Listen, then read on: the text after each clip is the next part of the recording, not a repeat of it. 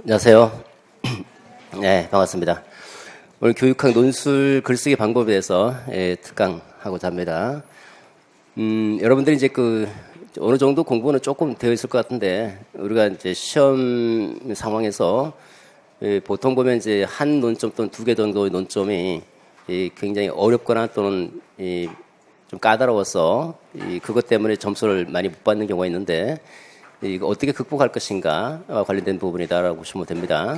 그래서 그 한두 개의 논점이 4점과 8점 정도로 왔다 갔다 하기 때문에 굉장히 어려운 문제 부딪혔다 또는 생각이 잘 안 난다 할 때 어떻게 접근하고 해결해야 될 것인지 그 방법을 좀 알고 계시면 16에서 18점 정도까지도 나올 수 있거든요. 일단은 공부를 충실하는 게 가장 중요하고, 근데 충실하게 했다 또는 뭐 덜 충실하게 했다, 뭐 그건 이제 그 차후의 문제지만, 실제 시험장에서 내가 원하는 실력보다 조금 더 점수를 더 잘 나오게 하려면 어떻게 해야 될 것인지 그런 방법을 미리 생각하고 들어가는 것도 좋죠. 그런 방법과 관련된 부분이 오늘 이제 주요 주제다 이렇게 보시면 됩니다.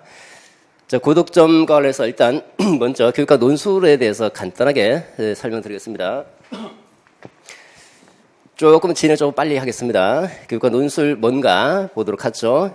자, 교육학 논술은 논제가 주어집니다. 이 논술 문제라고 그러죠. 논술 문제가 주어지면 이 문제의 성격은 교육학적인 개념과 사고를 요하는 가상적인 교육 사례가 제시가 됩니다. 이 가상적인 교육 사례에 대해서 출제자가 요구하고 있는 질문에 답변을 하는 거죠. 답안을 쓰는 방식인데, 답안을 쓸 때는 교육학의 핵심 내용을, 교육학 논술이기 때문에 전공도 마찬가지예요. 전공고 교육학적 전공과 관련되는 교육 사례가 주어지고, 그 다음에 전공의 핵심 내용을 논리적으로 서술하는 거죠. 논리적으로 서술하기 때문에 논술이다라고 얘기해 볼 수 있는데, 이런 형태로 이제 구성이 됩니다. 근데 우리는 그 문제에 대해서 교육학적인 핵심 키워드를 끄집어낸 다음에 논리적으로 표현해줘야 되는데, 이 논술이라고 하는 것이 어떤 식으로 표현해야 될 것인가, 이걸 좀 생각해 봐야 되겠죠. 자, 논술은 어떤 주제나 문제 상황이 주어질 것이고, 거기에 정당한 근거를 제시해서 자신의 주장을 내서 상대방으로 하여금 설득하게 하는 거, 상대방을 설득시키는 글이 논술이다. 그러니까 문제가 주어지고 그 문제 근거를 토대로 해서 근거와 주장이 서로 유기적으로 연관지으면서, 아, 그럴 수 있겠구나, 아, 그렇구나, 이렇게 설득을 시키는 거죠. 물론 근거는 교육학적 개념이 근거가 될 겁니다.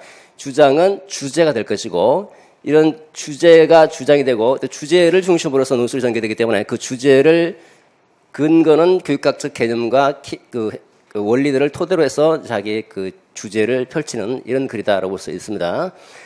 자, 주장에 대해서 주제가 주어지고, 이 주제를 중심으로 해서 여러 가지 근거들을 논증과 설명의 방식을 동원해서 상대방 채점자를 이제 설득시키는 이런 글이다 볼 수 있죠. 그 근거를 제시할 때, 이 근거가 논점입니다. 논점을 제시할 때 논증을 요구하는 경우가 있고, 단순히 설명을 요구하는 경우도 있다. 설명하시오 하는데, 설명하시오 그러면서 설명을 충실하게 해주시면 되는 거고, 논증을 요구할 때는 적절한 논증의 방법을 동원해서 논증을 해주셔야지 점수를 받을 수 있는데, 논증의 방법은 굉장히 많습니다. 이제 대표적인 한 가지만 말씀드리도록 하죠. 자, 전체 다시 한번 정리해 보시면 질문하고 있다. 문제 논점이 주어지고, 그 논점에 알맞은 답을 쓰고, 이 답을 쓸 때는 반드시 배점 기준을 살펴서 배점 기준을 고려해서 논리적으로 서술한다, 이렇게 볼 수가 있죠. 하나씩 짚어보도록 하죠. 첫 번째, 출제에 질문이 있다. 뭐뭐뭐에 대해서 설명하시오, 뭐를 논술하시오, 이렇게 질문이 있죠. 이 질문을 먼저 파악해야 되겠죠. 그 질문은 배점 기준표 있죠. 그 배점 기준을 잘 보면서 질문을 파악합니다. 자, 논제 파악에서 이 논제 파악이 가장 필수적인 겁니다. 이 문제를 잘못 읽거나 또는 문제의 의도를 잘못 간파해버리면 엉뚱한 방향으로 나가볼 수 있기 때문에 문제를 잘 읽는 게 일단 첫 번째 순위다. 보통 보면 이제 논술의 문제를 잘 파악을 하지 못하고 의도적으로, 그러니까 주관적으로 막 파악을 해서 그 방향을 잘못 틀어버리는 경우도 있는데, 이래버리면 전체가 다 날아가 버립니다. 문제를 정확하게 파악하는 것이 일단 첫 번째 순서다라고 볼 수 있죠. 논제 파악할 때는 일단은 우리가 문제를 보면 다음은 뭐뭐뭐뭐에 대한 내용, 대화 내용이고, 어떤 주제로 서본결의 형식을 갖춰서 논하시오라는 지시문 있죠. 지시문 있고, 두 번째는 가운데 이제 제시문이 주어지고, 맨 마지막에 배점 기준표가 주어집니다. 요거를 서로 잘 연결해 가면서 도대체 뭘 나한테 묻고자 하는지를 간파를 해야 되는 게 첫 번째 사항이죠. 논지 파악합니다. 대부분은 이제 그 배점 기준표하고 이 제시문하고 서로 유기적으로 연결하면서 아, 이런 것을 의도하고 있구나. 이런 걸 나에게 써달라고 요구하고 있구나. 라는 것을 파악을 하게 됩니다. 그 다음에 출제 논점을 보면 관점을 제시하는 경우가 있고 관점을 유추하도록 요구하는 경우가 있는데 관점을 제시하는 경우는 예를 들어서 뭐 경험 중심 교육 과정의 장점과 단점을 쓰시오. 이렇게 하면 관점이 이미 주어져 있죠. 경험 중심 교육 과정이라고 딱 주어져 있고 그렇지 않고 뭐 제시문 뭐 A 교사가 주장하는 교육 과정 유형의 장점과 단점을 쓰시오. 그때는 A 교사가 어떤 교육 과정을 주장을 하고 있는지가 관점이 제시가 안 되고 있죠. 이때는 여러분들이 관점을 찾아야 됩니다. 예를 들어서 A 교사가 강조하는 교육 과정은 가다. 그러면 가라고 하는 것을 찾아내고 그 다음에 두 번째는 왜 가가 A 교사가 주장하는 그 교육 과정 유형인지 논증을 해야 돼요. 논증. 이때는 논증. 논증을 해야지 설득력을 갖게 되죠. 그때는 관점을 유출을 해야 될 때는 논증이 필수 요구된다는 거고 논증 어떻게 할 것인가 이따가 살펴보도록 하고요.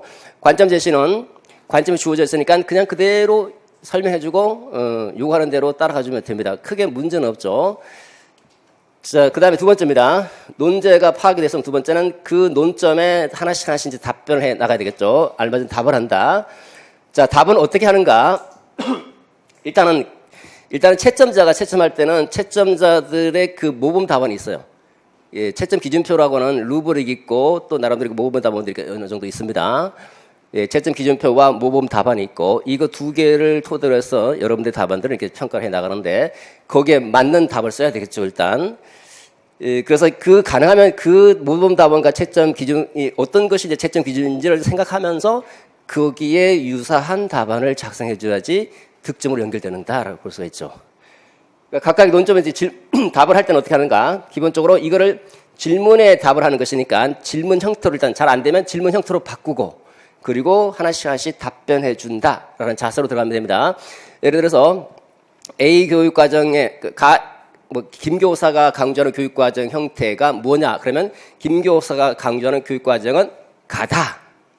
그 다음에 어떻게 됩니까? 가를 설명하거나 논증하겠죠, 그죠? 설명이나 논증의 방법으로 뒤에서 뒷받침해 주는 겁니다. 그러면 거기에 대해서는 이제 득점을 하게 되는 거죠. 이렇게 일단은 잘 안 된다 그러면 반드시 질문 형태로 바꾸고 답을 하는 식으로 하면 조금 쉽게 접근할 수가 있을 겁니다. 질문에 답을 합니다. 세 번째. 자, 답을 할 때는 이제 배점 기준표를 생각하면서 점수를 고려하면서 답을 할 수밖에 없죠. 점수가 많이 배당되어 있는 경우는 좀 충실하게 더 많은 얘기를 해줘야 되고 적게 배당되면 이제 그냥 간단하게 언급하고 넘어가 버리고 이런 정도로 잘 고려하면서 이제 답변하게 되는데 배점 기준표를 보시면 논술의 내용 파트가 15점으로 배당되어 있습니다. 이 내용 파트를 논술의 구성 요소다라고 말하기도 하고 내용이다 이렇게 말하기도 하고 두 번째 형식적인 측면이죠. 논리적인 구성이나 표현력 또는 논술의 구성 및 표현이라고 되어 있는데 이게 5점이 배당되어 있죠. 5점이 배당되어 있습니다.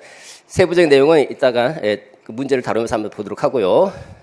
그 다음에 이제 유의사항이 있습니다. 서본결의 형식을 갖추라. 그 서론, 본론, 결론의 그런 논리적 형식을 갖추면서 글을 써야 되고 뭐뭐라는 주제로라고 되어 있으니까 주제가 반드시 들어가줘야 된다. 주제와 연계해서 이런 유의사항을 잘 살펴가면서 답변을 해줘야 돼요. 기본적으로 여기 있는 2번 항목 논리적 구성과 표현 부분은 5점은 반드시 받아야 되는 부분이에요. 이 5점 부분은 여러분 그 답안지 모범 답안 잠깐 보도록 하면요. 모범 답안에 2018학년도 그 문제 잠깐 보시면 12페이지에 있죠. 12페이지에 논술은 구성과 표현에 5점이 배당되어 있고 내용에 이제 15점이 배당되어 있는데 구성과 표현에서 서론, 본론, 결론을 구성하고 이게 기본적인 형식, 논리적 형식이에요. 이게 1점이에요, 1점. 서론의 성격에 맞게 글을 쓰고 있고 본론의 성격에 맞게 글을 구성하고 그다음 결론에 맞게 매듭 짓고 있는가. 1점. 이거는 당연히 서본결 형식을 어느 정도만 특히 이제 서론과 결론이죠. 본론은 어차피 논점 중심으로 움직이기 때문에 특별히 문제가 안 되는데 서론과 결론의 형식만 일정하게 갖춰주기만 하면 점수 받는 거예요. 당연히 받아야 되는 거 1점짜리인데 그 1점짜리인데 1점이 뭐 심각한 점수가 아니에요. 어떻게 보면. 이게 그 서론에 점수가 얼마가 들어가고 결론 얼마가 들어가니까 이렇게 평가하는 것이 아니라 서본결의 형식을 딱 보고 점수를 주는 거예요. 1점. 0점 몇 점도 없습니다. 1점 아니면 빵점. 그러니까 서론에 적당한 형식을 갖추고 결론에 적당한 형식을 갖춰주면 되는 거예요. 그리고 서론도 실질적인 서론이 있고 형식적인 서론이 있는데 이거는 원칙적으로 별 의미가 없어요. 형식적이든 뭐 실질적이든 서론의 형태만 갖춰주면 되는 거예요. 그 서론은 그러니까 가능하면 서론의 시간을 낭비해서는 절대로 안 되는 거죠. 제한된 60분 안에 서론은 1분 안에 끝내야 돼 무조건. 우리가 논점 다 파악하면 서론이 바로 두두둑 튀어나와야 돼 그냥. 이게 이제 조금 연습이 필요하고 그런 논리적 메커니즘을 조금 기억하면 쉽게 접근할 수 있을 겁니다. 그러니까 두 번째, 주어진 주제와 연결하라 했잖아요. 그죠? 이 주어진 주제와 서본결 형식을 다 연결을 해줘야 돼요. 우리가 보통 하나의 문단은 1문단 1주제의 원칙이에요. 한 문단은 하나의 주제를 중심으로 구성이 돼야 됩니다. 이게 1문단 1주제. 그래서 하나의 문단에는 중심 생각과 관련되는 중심 문장이 있고 이 중심 문장을 뒷받침하는 것을 뒷받침 문장이라고 그래요. 이 하나의 문단은 여러 가지 문장들로 하나의 문단이 구성되는데 중심 문장과 이 중심 문장을 뒤에서 받쳐주는 뒷받침 문장으로 구성이 돼요. 이 원칙적인 글쓰기 원칙이에요. 그 중심 문장은 어떤 역할을 하느냐? 그 문단의 주제적 성격을 갖고 있는 거예요. 주제가 되고 그 다음에 이 주제를 뒷받침하는 뒷받침 문장들이 근거의 성격을 갖고 있는 근거. 논술에서는.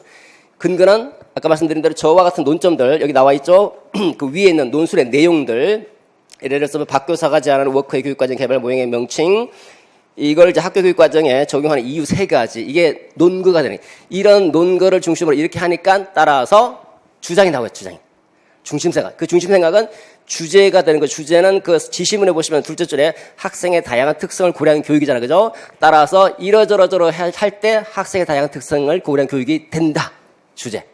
이 주제를, 이게 중심 생각이고 중심 문장이자 이 중심 생각, 중심 문장을 중심으로 해서 나머지 뒷받침 문장들이 쭉 배열이 되는데 이 중심 문장이 앞에 오게 되면 두괄식, 뒤에 오면 미괄식, 양쪽에 배치하면 양괄식인 것이.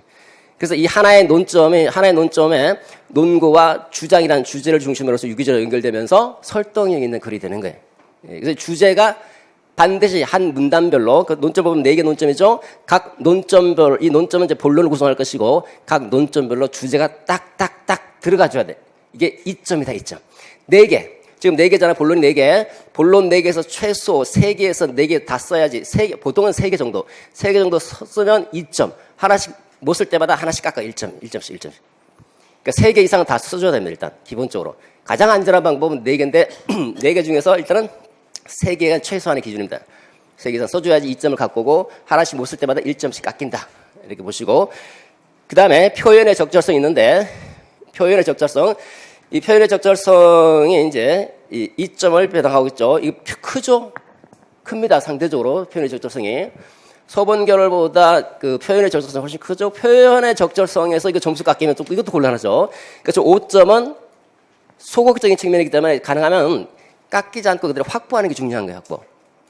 이건 뭐 특별히 신경 안 쓰고 바로바로 나올 수 있도록 항상 그랬을 때 본론, 서론 한 문단 구성하고 그 다음에 본론 논점 4개니까 이게 이제 4개가 되겠죠. 그 다음에 마지막 결론 한 문단. 이렇게 서론, 본론 1번 논점, 2번, 3번 논점, 4번, 그 다음에 결론. 이렇게 4문단이 되겠죠, 그죠? 문단의 형식, 아까 서본결의 그런 형식을 갖춰야 되잖아요. 그런 형식을 갖출 때 서론은 최소한 5줄 정도, 5줄 이내로 끝내야 돼, 이래. 5줄 이내로 끝내고, 이것도 결론도 5줄 안에 끝내고, 나머지 배당을 하는데, 가장 많이 배당하면 한 논점당 10줄이 배당이 됩니다. 10줄. 그래서 이렇게 하면 40줄이죠? 총 50줄입니다. 25줄씩 한 페이지에서 총 2페이지가 주어집니다.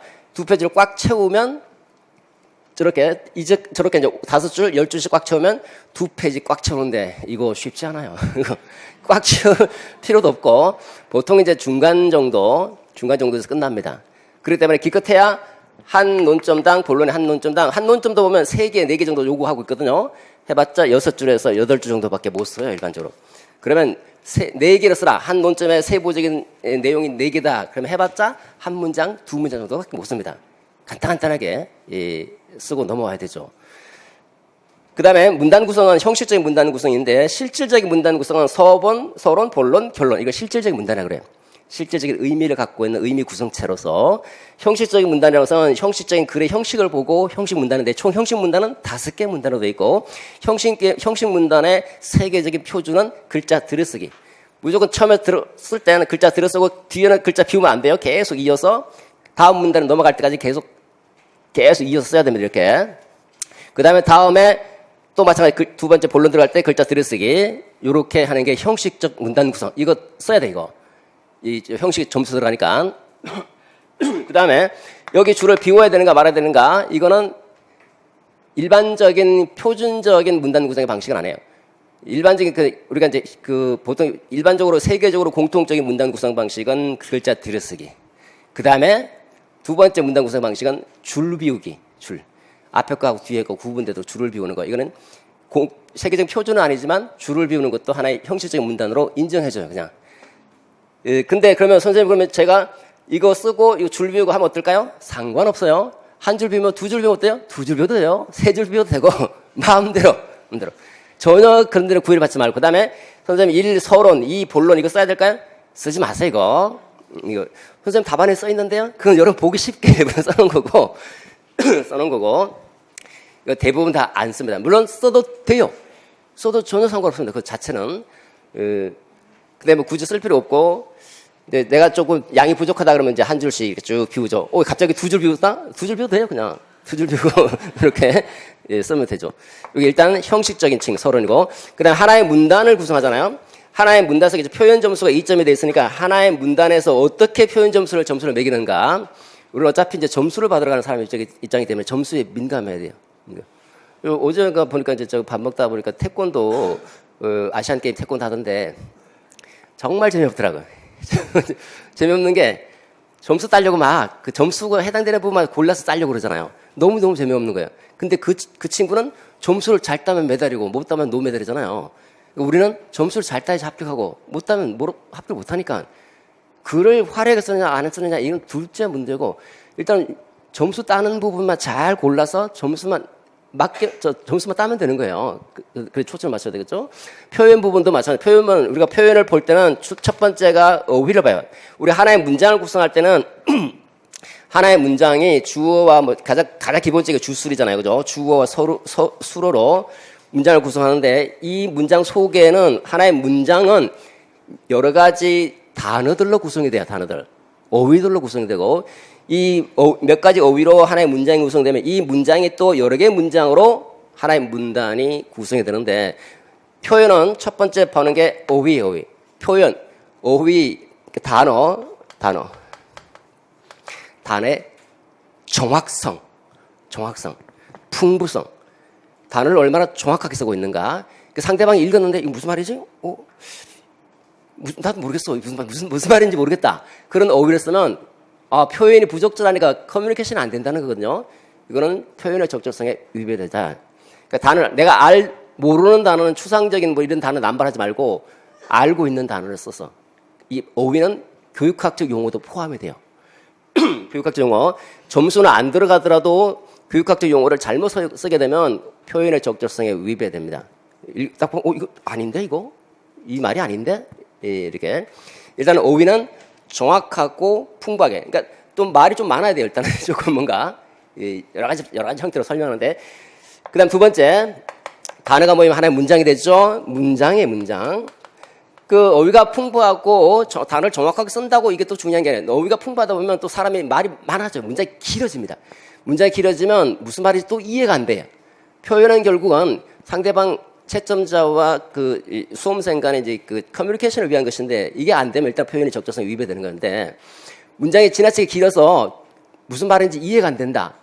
이 문장의 정확성, 효율성에 어긋나는 글이 되는 거예요. 문장의 정확성과 효율성도 점수에 들어갑니다. 그래서 가능하면 간결하게 써, 간결하게. 그리고 말이 상당히 긴 분들인데 말이 길어질수록 어법에 어긋나는 글이 되어버립니다. 그래서 문장의 정확성과 효율성, 그 속에는 어법도 들어갑니다. 어법. 일반적으로 많이 범한 어법이 주술 호응관계에 위배되는 거. 주어와 수어가 너무 뒤에 우리나라 같은 경우는 주어 다음에 바로 수로가 오는 것이 아니라 수로는 맨 뒤에 오잖아요. 이렇게 길어지다 보면 자기도 쓰다가 잊어버립니다. 앞에 주어를. 그래서 앞에 하고 앞에 주어하고 수로하고 그걸 매칭을 시켜보면 말이 안 맞아요, 서로. 그러면 이게 주술 호응 관계가 어긋나게 되는 거예요. 이걸 방지하려면 한 문장은 하나의 주제를 중심으로 하는 거예요. 하나의 예를 들어서 뭐 그 개념 설명하면서 그다음에 장점 설명해야 된다. 그러면 A는 뭐뭐뭐뭐뭐인데 이것의 장점은 뭐뭐뭐뭐뭐 이래. 너무 길죠? 이건 안 해. A는 뭐뭐뭐뭐를 말한다. 이것의 장점을 설명하면 어쩌고저쩌고 이렇게 해야지 딱딱 끊어지죠. 전달이 빠르죠? 문장이 길어지면 안 되는 게 이렇게. 원칙적으로는 한 문장이 하나의 주제인데 가끔 이제 이렇게 섞어서 좀 길게 쓸 수도 있는데 길게 쓸 때는 호응 관계를 항상 생각하셔야 돼요. 그러니까 이걸 생각하지 않으려면 그냥 간결하게 쓰는 게 좋죠. 그 다음에 뭐 피동, 이중 피동을 쓴다든지 뭐 되어진다. 이런 거. 되면 되는 것이지 되어지면 피동에 또 한 번 피동을 받잖아요. 그죠? 이중 피동은 이상하게 많이 쓰시더라고요. 이런, 특히 호응 관계라든지 이중 피동, 이런 어법의 문제도 이 문장에서 이제 고려하게 됩니다.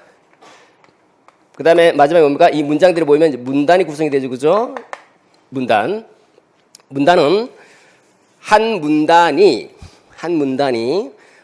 통일성과 응집성을 갖춰야 돼. 그게 하나의 문단을 구성하게 되는데 통일성과 응집성을 갖기 위해서는 하나의 주제를 중심으로 해서 주제를 중심으로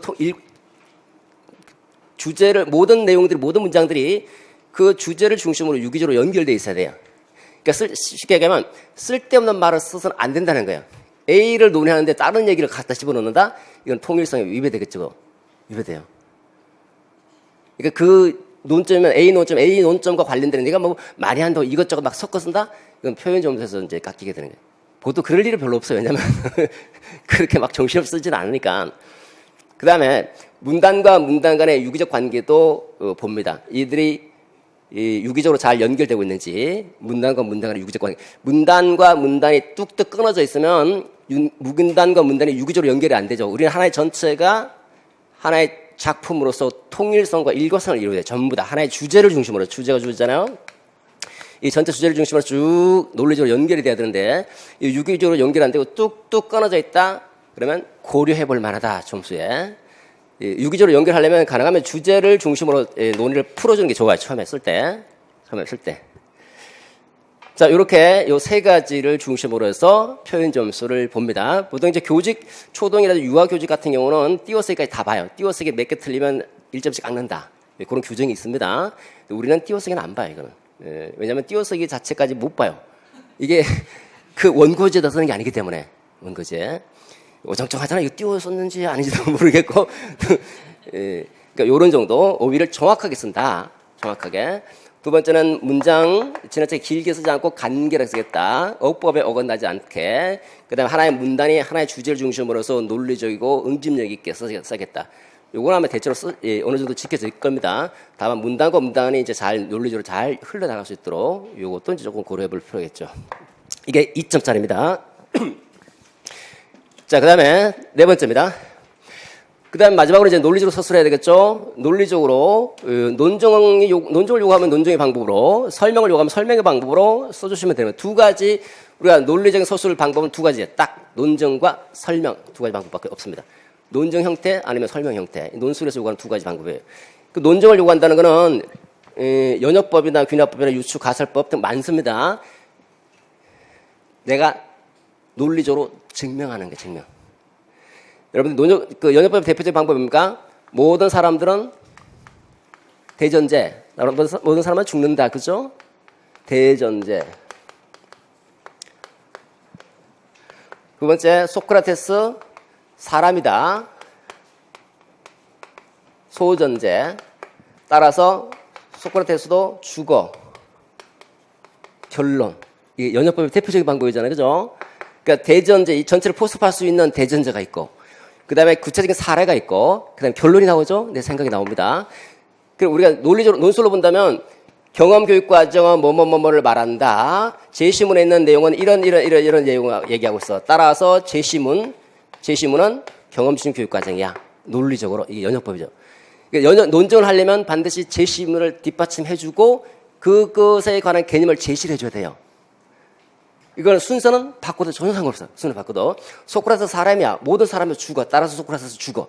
전혀 관계없어요. 그 순서는. 그러니까 논증을 요구하는데 아까처럼 그 관점이 제시가 안 돼 있을 때는 A 평가 형태가 무엇인지 밝히라. 설명하라. 그러면 어떻게 써야 됩니까? A의 평가는 가다. A 평가는 가다. 결론. 그죠? 결론. 결론부터 먼저 내려주고 가다. 왜 가인지, 가에 대한 개념 설명, 가는 이러이러이러는 평가를 말해. 근데 제시문에 있는 내용은 이러저러한 것이 이거는 가와 일치해. 이와 가와 관련돼. 요 세 개면 딱 논증이 되는 딱. 이렇게 하면 세 문장, 가장 최소한의 문장이 세 문장이죠. 두 문장으로 줄일 수도 있어요. 두 문장을 줄이려면 요 제시문을 앞으로 끌고 오는 거예요. A에서 이렇게 말하는 A는 가다. 가는 이거를 말해. 그러면 어쨌든 세 개가 다 들어오니까 요것도 논증이 되는 거죠. 일단 일반적인 방법은 요거다. 요거는 그러니까 여기서 우리가 유의해야 될 것은 제시문이 반드시 들어가야 된다는 거. 제시문이. 그래야지 논증이 될 수 있다. 인정. 그러니까 우리가 보통 보면 이런 경우가 있거든요. 3점이다라고 배당되어 있는데, 그러니까 세 개를 요구하고 있는데 점수가 4점이 나와 있네. 이게 이제 중요한 이게 숨어있는 1점을 찾아야 되는 숨어있는 1점. 세 개가 나왔으니까 각각 하나씩 1점에 해당되겠구나 하는 것을 누구나 알 수 있는데 남아있는 그 1점은 어디가 있느냐. 이게 중요한 거예요. 그죠? 여기서도 이제 1점을 놓칠 수도 있고 획득할 수 있는데 요거는 채점 기준이 딱 두 가지. 제가 이거 논술은 재작년 예전부터 논술을 얘기했거든요. 그래도 강의도 아마 무료로 많이 이렇게 많이 나가 있을 거예요. 예전에는 이제 교육학 선생님들이 이거 잘 몰라요. 교육학적 내용을 하는데 논술을 모르니까 논술에 대해서 어떻게 점수를 따고 어떻게 하는지를 전혀 모르고 있는 거예요. 답안도 못 쓰는데 답안. 모델링 할 수 있는 답안을 제시해줘야 되는데 이게 없는 거예요. 근데 어떤 사람들이 이제 논술 얘기를 하더라고요. 딱 봤더니 제 강의를 들은 거야. 제가 했던 얘기를 말만 표현만 바꿔서 쓰고 있더라고요. 요것도 그래요. 또 다른 것도 보면 그래서 그래도 뭐 그 A라고 하는 그 사람은 또 나름 양심 있는 게 표현을 조금 바꿔서 하더라고요. 표현을. 그거는 양심 있죠. 똑같이 얘기 안 하니까. 자, 이거 숨어 있는 1점은 어디가 있는가? 첫 번째, 설명이에요, 설명. 우리가 내가 특정 내용을 잘 이해하고 있는지 아는지 이걸 평가하려고 하는 거예요. 그렇기 때문에 첫 번째는 설명이 얼마나 충실하게 하는가. 그래서 이 설명의 충실성을 통해서 이 친구가 이 개념을 잘 이해하고 있구나. 이거 이해하고 있던 거를 보여주기 위해서 설명을 구체적이고 충실하게 주는 거. 이게 숨어있는 1점이에요. 세 개 써라. 세 개. 그 채점은 출제자가 마음대로 채점 기준표를 정해요.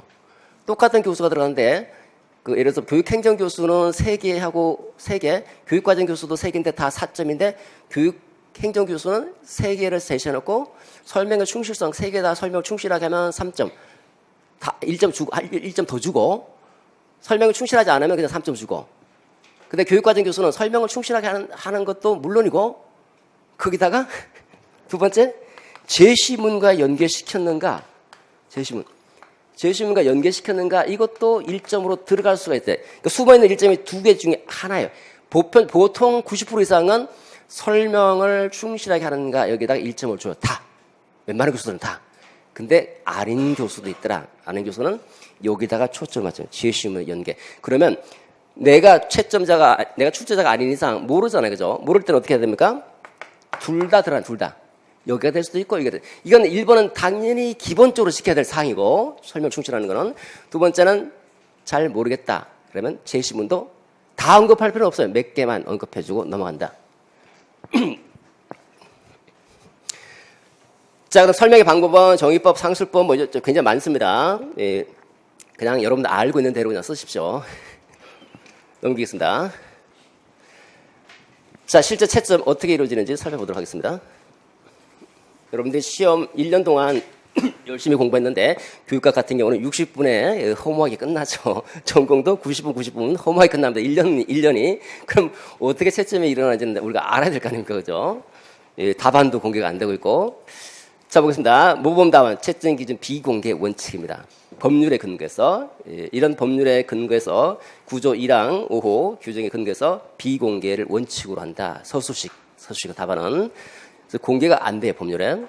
헌법 소원 하고 싶죠? 해도 아마 안 될 거예요. 안 될 겁니다. 모범 답안과 채점 기준을 공개할 경우는 여러 가지 문제가 초래됩니다. 그 모범 답안이 공개되는 순간 그게 정답이 돼버린다는 거. 정답이 돼버리면 채점자가 융통성이 없어져요. 그럼 점수가 굉장히 낮아질 수밖에 없어요. 딱 그것만 써야 되는 거구만. 그러니까 특히 논술식 같은 경우는 정답이라는 게 있을 수가 없을 수 있거든요. 내가 똑같은 말이라 하더라도 표현을 달리할 수 있는 거예요. 의미를. 우리가 중요한 거는 키워드가 중요한데 그 키워드를 못 쓰더라도 의미를 충실하게 설명해 주는 게 훨씬 중요해. 훨씬. 물론 키워드가 딱 들어가는 순간 채점자는 마음이 편해져요. 아, 알구나. 근데 키워드가 없으면 의미라도 충실하게 설명해 줘야 돼. 그런데 정답이 딱 고정돼 버리니까 유사 답안을 인정할 수 없고, 이 학생들이 이가 속출될 것이고 다시 또 심사해야 되고 엄청나게 복잡해지면 나중에 학교자 발표는 1년 뒤로 미뤄질 수도 있는 거고 복잡해진다는 이런 여러 가지를 고려해보면 절대 이거는 공개가 안 돼요. 헌법 소원 하셔도. 두 번째, 채점위원 선정하고 채점 방식의 원칙입니다. 자, 시도교육청에서 추천한 현직 교사가 채점위원으로 들어갑니다. 이 사람들이 보통 이제 젊은 사람들로 아무래도 좀 젊은 사람이 좀 낫죠. 40대 이하 보통 미만인 선생님들이 다수로 구성하려고 일본에 이제 추천을 받습니다. 이런 채점위원 수 정확성과 신뢰성 확보하기 위해서 하루 채점 분량을 딱 정해줍니다. 선생님이 채점할 분량을 딱 정해줘. 그것만 채점하도록 하는 거예요. 더 이상 채점 못하도록. 왜냐하면 피곤하거든요. 채점한다는 게. 그리고 글씨도 막 이상한 거 보고 있으면 막 피곤하다 보면 다른 학생이 그 점수에 영향을 주니까 딱 분량이 제한돼 있어요. 채점 어떻게 진행되는가 전체 워크숍을 합니다. 선생님들 채점위원들을 다 모아놓고 채점 원칙, 방향, 방법, 채점상 뭘 유의해야 될지 쭉 설명해주고 그 다음에 과목별 채점과 관련된 사전 교육을 실시합니다. 이 채점 출제위원들이 이 사람들 대상해서 모범 답안 채점 기준을 설명하고 또 그 내용에 대해서 연수를 합니다. 한참 설명해줘요. 그래서 채점자가 뭔가 알아야지 채점 기준표에 없는 내용도 자기가 이 설명에 따를 때 이것도 될 수 있겠다 싶으면 주관적으로 이게 주관적 평가니까 평가를 해줘야 되니까 계속 그 채점 출제자한테 전화해갖고 이거 어떻게 하죠? 이렇게 물어볼 수가 없거든요. 그 다음에 출제위원하고 채점위원과 질의응답 한 다음에 그 다음에 여러 차례 걸쳐 가채점 해보고 유사한 답안을 확인하고 채점자 간의 채점 신뢰도를 확인 이렇게 사전 교육을 실시합니다. 그리고 나서 이제 본채점 들어갑니다. 보통 한 100편 정도 쭉 미리 채점해봐요. 쭉 채점해보고 채점 기준표에 없는 내용들을 이런 내용도 있는데요. 어떻게 할까요? 서로 논의를 합니다. 그러면 그것도 이제 맞게 해주자. 또 채점 기준표에 또 들어가고 이렇게 해서 채점 기준표가 조금 풍부해집니다. 이걸 가지고 이제 채점하고 또 그게 없는 사항도 이제 그때는 이제 채점자가 제가 연수 받았던 내용을 토대로 해서 주관적으로 이렇게 판단을 하게 됩니다. 그러니까 주관적으로 판단하다 보니까 딱딱 떨어지지 않거든요. 보통 보면 이제 내가 누구는 19.67, 내가 볼 때 19.67 또는 19.33 이렇게 나오는 경우가 있거든요. 요거는 두 명의, 채점자 3명이죠. 두 명이 20점 주고 한 명이 19점 주면 19.67이 나오잖아요. 그죠?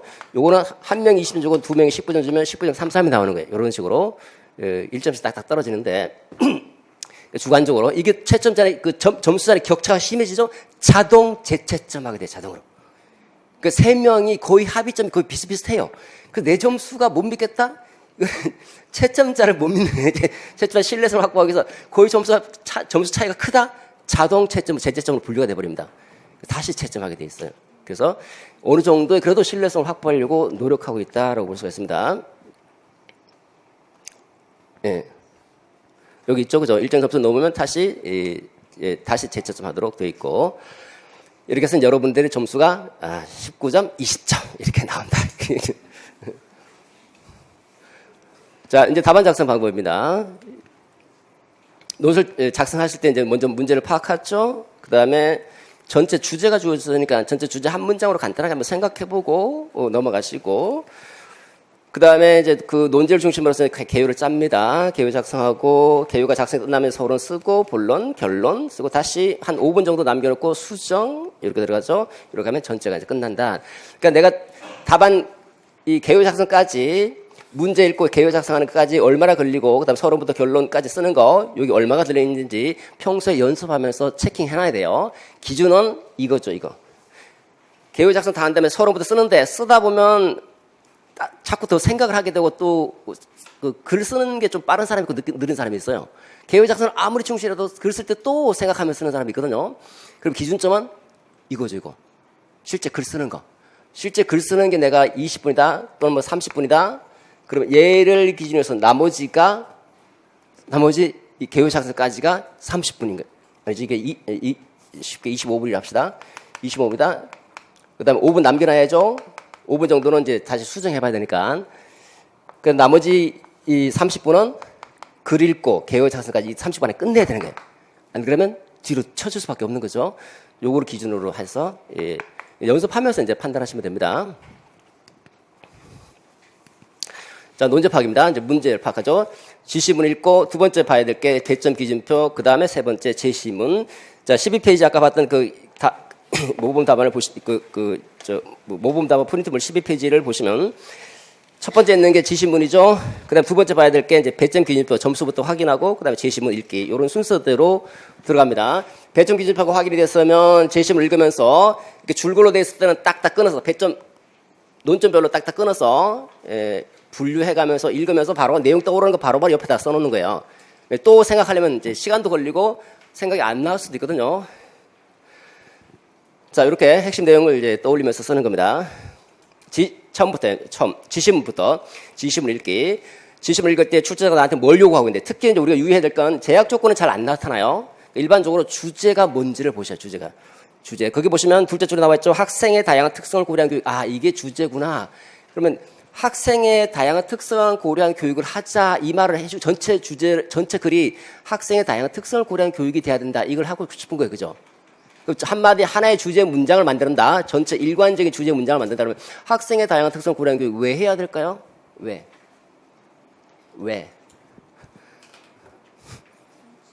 응? 학생의 잠재적인 능력을 전인적인 인간을 형성하기 위해서 교육적 성장을 위해서 그죠? 이런 그냥 잘 안 되면 그냥 바람직한 인간을 형성하기 위해서 전인적인 성장을 위해서 전인적 성장을 위해서 또는 교육적 성장을 위해서 학생의 다양한 특성을 고려한 교육이 필요하다. 다양한 특성을 고려한 교육을 해야 된다. 주제. 이 전체 주제를 중심으로 쭉 움직인다. 자, 그 다음 두 번째입니다. 배점 기준표 이제 봐야 되겠죠. 그 다음 제시문 보지 말고 바로 배점 기준표로 내려오죠. 읽어보면 이제 영역이 두 가지로 나눠졌죠. 보통 15점짜리가 16점이 될 때도 있어요. 16.4점 이렇게 배당될 수도 있는 거니까 잘 보시면서 세부 논점별로 몇 점씩 배당되어 있는지 3개 쓰라는데 4점이 돼 있다. 이거 좀 긴장하면서 체킹해놓고 잘 봐야 되겠죠. 그죠? 4개 쓰라 4점이다. 아, 이건 그냥 하나씩 충실하게만 설명하자. 이렇게 넘어가시고 거기 보면 논점이 4가지가 있죠. 워크 얘기 나오고 두 번째 PBL 얘기가 나오고 세 번째 평가 부분이고 네 번째는 교육행정. 그래서 우리가 보통 중시하는 4개의 논점이 다 나와 있어요. 4개 영역. 우리 가장 중요한 게 교육행정. 두 번째 교육과정, 교육과정 뭘 가르칠 것인가. 그 다음에 어떻게 가르칠 것인가. 교수학습. 가르쳤으면 어떻게 평가할 것인가. 교육평가. 요 4가지는 가장 중요한 영역이죠. 요거 교육행정 한 번도 빠진 적이 없죠. 내년에도 나와요. 나옵니다. 나올 수밖에 없는 이유가 있어요. 하여튼.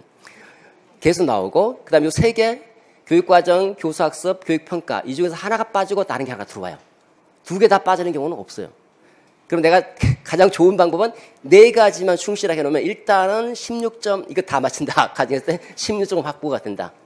나머지 하나 그 뭔가 쓰죠. 잘 모르면 이따가 제시문을 잘 분석해서 쓰면 공부 대충 했는데 이상하게 뭐 18점 나왔어. 이렇게 되는 거예요. 일단. 물론 이제 할 때는 열심히 해야 되지만 됐죠. 다음 두 번째입니다. 이제 제시문 분석. 요 배점 기준표를 항상 염두에 두면서 거기 답을 찾으려고 이제 노력하면서 딱딱딱 분석 들어가야 되겠죠. 제시문 분석입니다. 자, 주제문 작성. 전체 아까 말씀드린 대로 주제를 중심으로 주제를 딱 읽는 순간 뭐 교육적 성장, 뭐 바람직한 성장, 뭐 전인적 성장 뭐 이런 정도 생각해보면서 이거 이렇게 중심으로 논의를 전개해야 되겠다 이렇게 생각해보고요. 개요 작성입니다. 2가지 방법이 있죠. 화제 형태로 개요 작성할 수 있고 문장 형태로 개요 작성할 수 있고 아마 문장 형태로 작성하기는 시간이 부족할 거예요. 시간이 부족하기 때문에 간단하게 이제 뭐 키워드 써가면서 화살표 이런 식으로 아마 하게 될 겁니다. 아니면 이렇게 구조화 해갖고 이런 식으로. 자, 빠지지 않도록 하려면 항목을 매일 그리는 것도 좋아요. 항목을 이 주제 1 내용 특징, 장점, 단점 이런 식으로 해갖고 그죠? 이렇게 하면 안 빠지죠. 한 문단에 주제가 들어가고 딱딱 다 들어가니까. 두 번째도 항상 항목은 2개다. 1 내용 2 주제. 이렇게 하면 주제는 절대로 안 빠집니다. 그 다음에 여기 다시 또 요구하는 대로 이렇게 분류를 해갖고 이렇게 해주면 되겠죠. 자, 이제 서론 쓰기. 본격적으로 서론 쓰기입니다. 서론은 이제 외워서 쓰는 분들도 있는데 외워서 쓰면 뭔가 어색합니다. 잘 안 맞아요. 외워서 쓰지 마시고 일단 크게 보면 이제 도입 문장이 있고 그 뒤를 뒷받침하는 문장인데 뒷받침 문장은 그러니까 뒷받침 문장을 쓰는 방법 딱 3가지. 상술, 상세하게 설명하는 방법. 두 번째, 왜 그런지 이유를 제시하는 방법. 세 번째, 예를 들어주는. 이게 뒷받침 문장을 쓰는 원칙이에요. 그래서 첫 번째 도입 문장을 쓰고 두 번째 쓸 말이 없다. 상세하게 풀어주거나 왜냐하면 하거나 예를 들어서 하거나 이렇게 들어가면 돼. 두 번째 문장. 첫 번째 말을 끄집어내기 좀 어렵죠. 첫 번째만 도입 문장만 잘 써주면 도입 문장, 그 다음 뒷받침 문장, 그 다음 세 번째 문제 제기. 이렇게 3가지의 논리 메커니즘을 거치면 됩니다. 자, 요거 한번 보도록 하죠. 여러분 별도의 프린트 물고 교육학 논술 답안 작성법이라고 되어 있는 프린트를 보도록 하죠.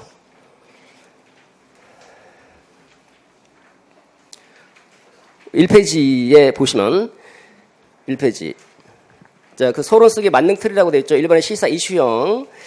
시사 이슈형은 도입 문장을 시사 이슈형으로 시작하는 거예요. 최근, 오늘날 이렇게 시작. 오늘날. 최근, 오늘날. 자, 첫 번째 봅시다. 최근 또는 오늘날. 그 다음에 주제죠. 학생의 다양한 특성을 고려한 교육 주제어. 이게 뭐예요? 중요하다. 이게 필요하다. 중요성, 필요성을 써주는 거예요. 필요성. 주제어의 중요성, 주제어가 필요성. 학생의 다양한 특성을 고려한 교육이 중요하다. 최근 학생의 그 개별적 특성, 전인적 특성 등을 중시함에 따라서 학생의 다양한 특성을 고려한 교육이 중시되고 있다. 또 2015 개정교육과정에서 학생 중심 교육과정을 포병함으로써 학생의 개별적 특성을, 다양한 특성을 고려한 교육을 중시하고 있다. 다양한 특성을 고려한 교육이 요청되고 있다. 이런 식으로. 그러니까 하나 처음에 생각해야 될 것은 이거. 주제가 중요하다라는 거. 그러니까 주제가 필요하다. 이게 논의가 될 필요가 있다. 요 정도. 그 주제하고 뒤에 거, 주제가 필요하다, 주제가 논의될 필요가 있다. 요거만 쓰기에는 너무 문장이 간결하죠. 너무 간결해요. 그래서 최근 하든지, 최근에서 인과관계로, 뭐뭐 하니까, 뭐뭐 해서, 뭐뭐 함에 따라. 여기 보시면, 밑에, 도입 문장, 최근, 또 오늘날, 이유를 쓰는 거죠. 뭐뭐 함에 따라, 뭐뭐 함에 따라, 주제어가 서술어, 필요하다, 중요하다, 부각되고 있다, 요청되고 있다, 이렇게 쓰는 거죠. 그죠? 그 원인을 빼고 들을 수도 있고요. 그 다음 최근이란 말 쓸 때가 되게 어색할 때도 있어요. 이거는. 어색하면 최근 빼버리고 그 다음 인과관계로 뭐뭐 하니까 뭐뭐 주제어가 중시된다, 필요하다, 이런 식으로. 형식을 구애받지 마시고 첫 번째 문장은 그 주제의 필요성을 쓴다. 필요성. 2페이지 가보겠습니다. 자, 이게 되면 그 다음에 두 번째 하는 게 이게 첫 번째죠. 두 번째는 이건 이제 뒷받침해 주는 거예요. 뒷받침 문장. 이 뒷받침 문장은 상세하게 풀어주거나 아니면 이유를 제시하거나 왜냐하면 하거나 예를 들기는 조금 그렇죠. 왜냐하면 아니면 상술. 둘 중에 하나를 선택하십시오. 상술하고 싶으면 거기 안에 논점이 4개 있잖아요. 그 배점 기준표에 2018학년도 배점 기준표가 첫 번째 학교 교육과정 개발해야 되는 거잖아요. 학교 교육과정 개발 관련되는 것이고 두 번째는 학습자 중심의 문제 중심 학습을 하자라는 거고 세 번째는 평가에 대해서 얘기하고 있죠. 평가를 잘하자는 거겠죠. 수업 평가를 할 수 있어야 된다는 거. 네 번째는 장학을 실시하자 이렇게 되잖아요. 그죠? 그럼 요거를 하나씩 풀어주는 거죠. 그 풀어줄 때 4개 논점이니까 4개 문장 풀어주면 문장이 너무 길어지니까 그냥 한 3개, 한두 개는 그냥 엮어서 그냥 연결시켜서 그래서 3문장 정도 아니면 좀 2문장이나 3문장 정도로 뒤에 상세하게 상세하게 풀어준다 해서 크게 없어요. 학생의 이게 주제가 뭡니까? 학생의 개별적 특성, 다양한 특성을 고려한 교육을 하자는 거잖아요. 이거 하기 위해서 어떻게 한다? 첫 번째, 학교 중심의 교육 과정을 개발하자는 거고. 두 번째는 학습자 그 문제중심 학습을 실시할 수 있어야 된다는 거고, 세 번째는 그 평가를 잘해야 되고, 네 번째는 동요 장학입니다. 장학을 통해서 장학을 좀 활성화시켜서 학교육을 좀 바꾸자, 이런 내용 아닙니까, 그죠? 이걸 잘 연결시켜서 두 문장이나 세 문장을 연결시켜서 써주고, 마지막에 문제제기. 문제제기는 이 제시문을 토대로 해서 이 주제에 대해서 논의하겠다, 이렇게 쓰는 거예요. 이렇게. 이 페이지 보시면 서론 예시에 2번 보십시오. 2018학년도입니다. 2015 개정교육과정 학생 행복교육을 중시함에 따라, 또는 2015 개정교육과정 학생 중심교육과정을 표방함에 따라, 최근 2015 개정교육과정이 학교에 적용됨에 따라 주제, 학생의 다양한 특성을 고려한 교육이 강조되고 있다. 학생의 다양한 특성을 고려한 교육이 중시되고 있다. 학생의 개별적 다양한 특성을 고려한 교육이 요청되고 있다. 다 바꿉니다. 학생의 다양한 특성을 이게 주제가 이제 앞으로 갑니다. 앞에. 학생의 다양한 특성을 고려한 교육을 할 때 학생의 행복 교육이 실현될 수 있다는 점에서 학생의 개별적 특성을 고려한 교육은 학생의 행복 교육을 실현한다는 차원에서 중요한 의미가 있다. 이렇게 해도 되고, 이게 앞으로 가도 이게 잘 해놔야 돼요. 앞으로 갈 수도 있고 뒤로 갈 수도 있다. 뒤로 가면 좀 어색할 경우가 있어요. 어색할 경우는 앞으로 보내버립니다. 학생의 다양한 특성을 고려한 교육은 학생의 전인적 성장을 위해서 필수적이다, 중요하다, 이렇게 쓰는 거예요. 왔다 갔다. 그 다음에 두 번째, 왜냐하면 이렇게 들어서 왜냐하면 그래서 뭐 나올 수도 있고, 이게 어려우면 상술 하나씩 보시면 뭐로 되어 있습니까? 교사는 첫 번째 개별적 특성을 반영해서 교육과정을 개발하자. 첫 번째 교육과정 개발이잖아요, 그죠? 교육과정 개발하자. 두 번째 평가 잘하자. 두 번째는 뭐 학생 중심의 문제 중심 학습을 잘하자. 세 번째는 평가 잘하자. 동료 장학 활성화하자, 이거잖아요, 그죠? 그대로 갖고 간 그대로. 교육과정을 개발하고, 그 다음에 학생의 그 PBL이니까 학생 중심의 수업을 구현하고, 또는 뭐 문제 중심 학습이니까 학생이 주도적인 문제 중심 학습을 실시하고, 그리고 적절한 평가를 시행할 수 있어야 된다, 이렇게, 그죠? 이거 세 개 쭉쭉쭉 연결되죠. 끊어도 되고, 두 개 중간에. 그 다음에 동요 장학 조금 같이 엮기가 어렵잖아요. 엮기가 어려울 때는 끊어버려요. 더불어서 또한 동요 장학, 장학을 내부적 논점이 장학의 활성화 방안이니까 장학을 활성화해서 다시 주제, 다양한 특성을 고려한 교육이 내실화될 수 있도록 하자. 이렇게. 끝. 그 다음에 여기까지가 두 가지가 이제 이거예요. 주입 환기. 이걸로 끝나도 좋고, 그 다음에 하나 더 덧붙여서 제시문의 대화 내용, 대화인가요? 뭐죠? 학업 특성 조사 결과죠. 제시문의 내용 또는 제시문의 학업 특성 조사 결과를 토대로 해서 주제, 학생의 다양한 특성을 고려한 교육을 대해서 논의하고자 한다. 이렇게. 요거는 형식적 서론이에요. 전혀 관계없어요. 그럼 다시. 이거 아시겠죠? 첫 번째. 요거 딱 풀어주고, 그 다음에, 선생님 말 만들기 되게 어려운데요? 어떻게 해야 됩니까? 그냥 A, B, C, D 나열하는 거예요. 쭉쭉쭉쭉. 첫 번째 뭐예요? 첫 번째 교육과정이잖아요. 그 교육과정 개발. 두 번째가 문제중심 학습. 교육과정 개발, 문제중심 학습. 세 번째가 평가죠. 교육과정 중심 문제중심 학습 평가 유형. D가 교내 장학. 동요 장학이면 동요 장학. 동요 장학이라 해도 좋고 교내 장학 해도 좋고. 동요 장학 등 쭉 나는데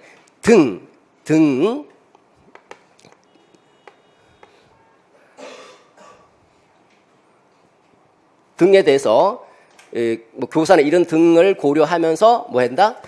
학생의 다양한 특성을 고려한 교육이 실시될 수 있도록 해야 한다. 그 다음에 또 제시문의 내용을 토대로 해서 그 주제를 논의하겠다. 되게 간단하죠? 간단해요. 조금만 연습해 보시죠. 1분도 안 걸려, 그냥. 연습하다 보면. 서론, 시험장 가서도 15분 걸렸다는 분들이 많더라고요. 그리고 아까운 시간을 거기다가. 그래서 나머지도 마찬가지로 읽어보십시오. 이거 샘플링 한 겁니다. 두 번째, 3페이지. 자, 여기 최근이라는 말을 안 써도 돼요. 최근에 어색하면 빼야 됩니다. 그냥 빼고 들어간다. 자, 안 되면 인과관계로 엮어서 인과관계. 뭐뭐함에 따라 인과관계로. 아니면 얘를 앞으로 보내든 뒤로 보내든 자유롭게. 3페이지입니다. 목적 제시형입니다. 이번에는 그 뭐뭐 하기 위해서 이렇게 들어갑니다. 그 박스 보시면 도입 문장을 주체가 생략될 수도 있고 뭐 들어올 수도 있고 목적이 나오고 핵심어가 중요하다 이렇게 들어갑니다. 그러니까 그 예를 보시면 교사가 또는 학생이 학교가 목적 뭐뭐 하기 위해서 뭐뭐 하려면 주제가 중요하다 필요하다 요구된다 이렇게 들어가는 거죠. 똑같은데 목적형으로 쓰는 목적형으로. 그래서 4페이지로 가보겠습니다. 첫 번째 문장만 달라요. 4페이지 보시면 2018학년도 학생의 행복교육, 아까 행복이잖아요. 학생 뭐 중심 교육을 실현하려면 학생의 전위적 성장을 촉진하려면 학생의 교육적 성장을 실현하려면 학생의 행복교육을 실시하려면 학생 중심 교육을 실천하려면 이거 하기 위해서 뭐 하자? 주제, 학생의 다양한 특성을 고려한 교육이 요청된다. 학생의 다양한 특성을 고려한 교육이 중요하다. 뒤집었어. 학생의 다양한 특성을 고려한 교육을 실시할 때 학생의 행복교육, 학생 중심 교육이 실시될 수 있다. 필요성. 뒤집어도 되고 왔다. 자유롭게. 이렇게. 그 다음 뒤에 것 다 똑같다. 나머지. 첫 번째 문장만 풀어내면 나머지 쉬워요. 이게, 그러니까 아까 말씀드렸죠? 저 4개 논점을 상수를 할 때 이게 풀어주기, 문장으로 풀기 어렵다? 뭐 어려워요, 그냥. 첫 번째 교육과정이니까, 교육과정 개발하자. 두 번째 평가니까 평가 잘 실시하자. 그런 거. 그래서 써주는데 이것도 어렵다 그러면 이렇게 A, B, C, D 등에 대해서 고려하면서 학생 중심 교육을 실시할 수 있어야 된다. 그러니까 학생 다양한 특성을 고려한 교육이 실현될 수 있어야 된다. 있도록 해야 된다. 이렇게 하죠. 나머지 한 문장 쓰고. 근데 지금 이거 설명할 때 쉽죠? 또 쓰려면 또 안 돼. 그러니까 한 달 이상은 연습해야 돼, 일단은. 써야지 어느 또 잡혀요. 그리고 모범 답안 딱 갖다 놓고 계속 보면서 처음에 안 될 때 모범 답 펼쳐놓고 내용은 다르지만 논리 형식은 알잖아요. 논리 형식이 이제 안 떠오를 때 딱 펴놓고, 이렇구나. 문제는 다르지만 이거 딱 읽어보고, 그렇지. 이렇게 연습을 해봐야 돼. 모델링이 중요한 거예요, 그래서. 두 번째, 서론 쓰기 다양한 방법이 있죠? 그 다양한 방법이 있다. 넘어가시고. 몰라 됩니다. 딱 이 두 가지 말고 들어가면 돼요. 6페이지. 이제 본론입니다. 이제 서론 됐죠? 결론은 어떻게 하냐? 결론은 서론 시간이 없다. 서론을 그대로 갖다 베끼는데 똑같이 베끼면 좀 뭐하니까 서술어 정도 표현만 조금만 바꿔주고 그냥 넘어가도 돼요. 그냥. 본론입니다. 자, 본론은 이제 문단 구성을 하고 논점 4개니까 4개 문단, 그 다음에 배점에 맞춰서 분량 조절하는데 배점이 거의 비슷비슷하니까 한 6줄에서 8줄, 좀 많으면 10줄까지 쓰겠다. 이거 신경 안 써도 됩니다. 그 다음에 아까 말씀드렸죠. 질문 형태로 바꾼 다음에 바로바로 답변하겠다. 답변. 그 다음에 논거가 뭡니까? 그 요구하는 논점. 3개, 4개 논점. 이 논점을 중심으로 해서 주장이라는 주제가 펼쳐질 수 있도록 주장이 앞에 올 수도 있고 마지막에 올 수도 있고 양쪽에 같이 배치할 수도 있고 이런 거 유의하면서 논증인지 설명 방식인지 잘 고려해서 서술해 주자. 결론 쓰기입니다. 결론 전체 주제 아까 뭐라고 됐습니까? 학생의 다양한 특성을 그걸 고려한 교육이 주제잖아요. 그죠? 이거 하면 행복교육이 실현될 수 있다. 또 이거 하면 학생의 교육적 성장을 촉진할 수 있다. 이거죠. 이게 주제잖아요. 주제. 맨 마지막에 주제로 딱 맺어 짓는 거예요. 학생의 다양한 특성을 고려한 교육을 실시하면 학생 행복교육이 실현될 수 있다. 또 학생의 다양한 특성을 고려한 교육을 할 때 학생의 전위적 성장을 촉진할 수 있다. 이게 주제. 주제 딱 매듭 짓고 이게 첫 번째 문장이잖아요. 표현만 조금 다르지. 똑같은 거예요. 똑같이 또 뭐뭐 하자. 학생의 다양한 특성을 행복교육을 실현하기 위해서 학생의 다양한 특성을 고려한 교육을 실시해야 한다. 이렇게 하든지.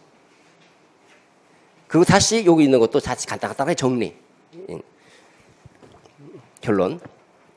수정입니다. 수정할 때는 상위 수준부터 수정해요. 시간이 뭐 얼마 없겠지만 보통 시험장 가면 실제로 뭐 60분, 70분 걸려도 실제 시험장 가보면 이상하게 시간이 남습니다. 조금 남아요, 조금. 긴장하다 보니까 그런지. 근데 한 5분 정도, 한 3, 4분 정도 남겨놓고 상위 수준에서 수정의 원칙에 글쓰기 원칙. 상위 수준부터 하위 수준. 전체 처음에 뭐 봐야 돼요? 형식적 측면. 서번결이 갖춰져 있는지, 문단 잘 나오고 있는지, 그 다음에 이거잖아요. 여기 가로 세로 축 있잖아요. 가로 세로 횡선, 종선, 그 횡선, 송선 이거 넘어가면 안 돼요. 넘어갔는지 안 넘어가는지 확인하고 넘어가서 지워버리고 위에다 써야 돼. 위에다가 넘어가면 이 글자 없는 걸로 간주해 버립니다. 이런 거 잘 살펴보면서 문단 구성이 잘 돼 있구나. 응, 됐어. 그다음에 두 번째 뭐 봐야 돼요? 주제가 들어가 있는 것. 됐네. 주제. 상위 수준 끝. 그다음에 들어갑니다.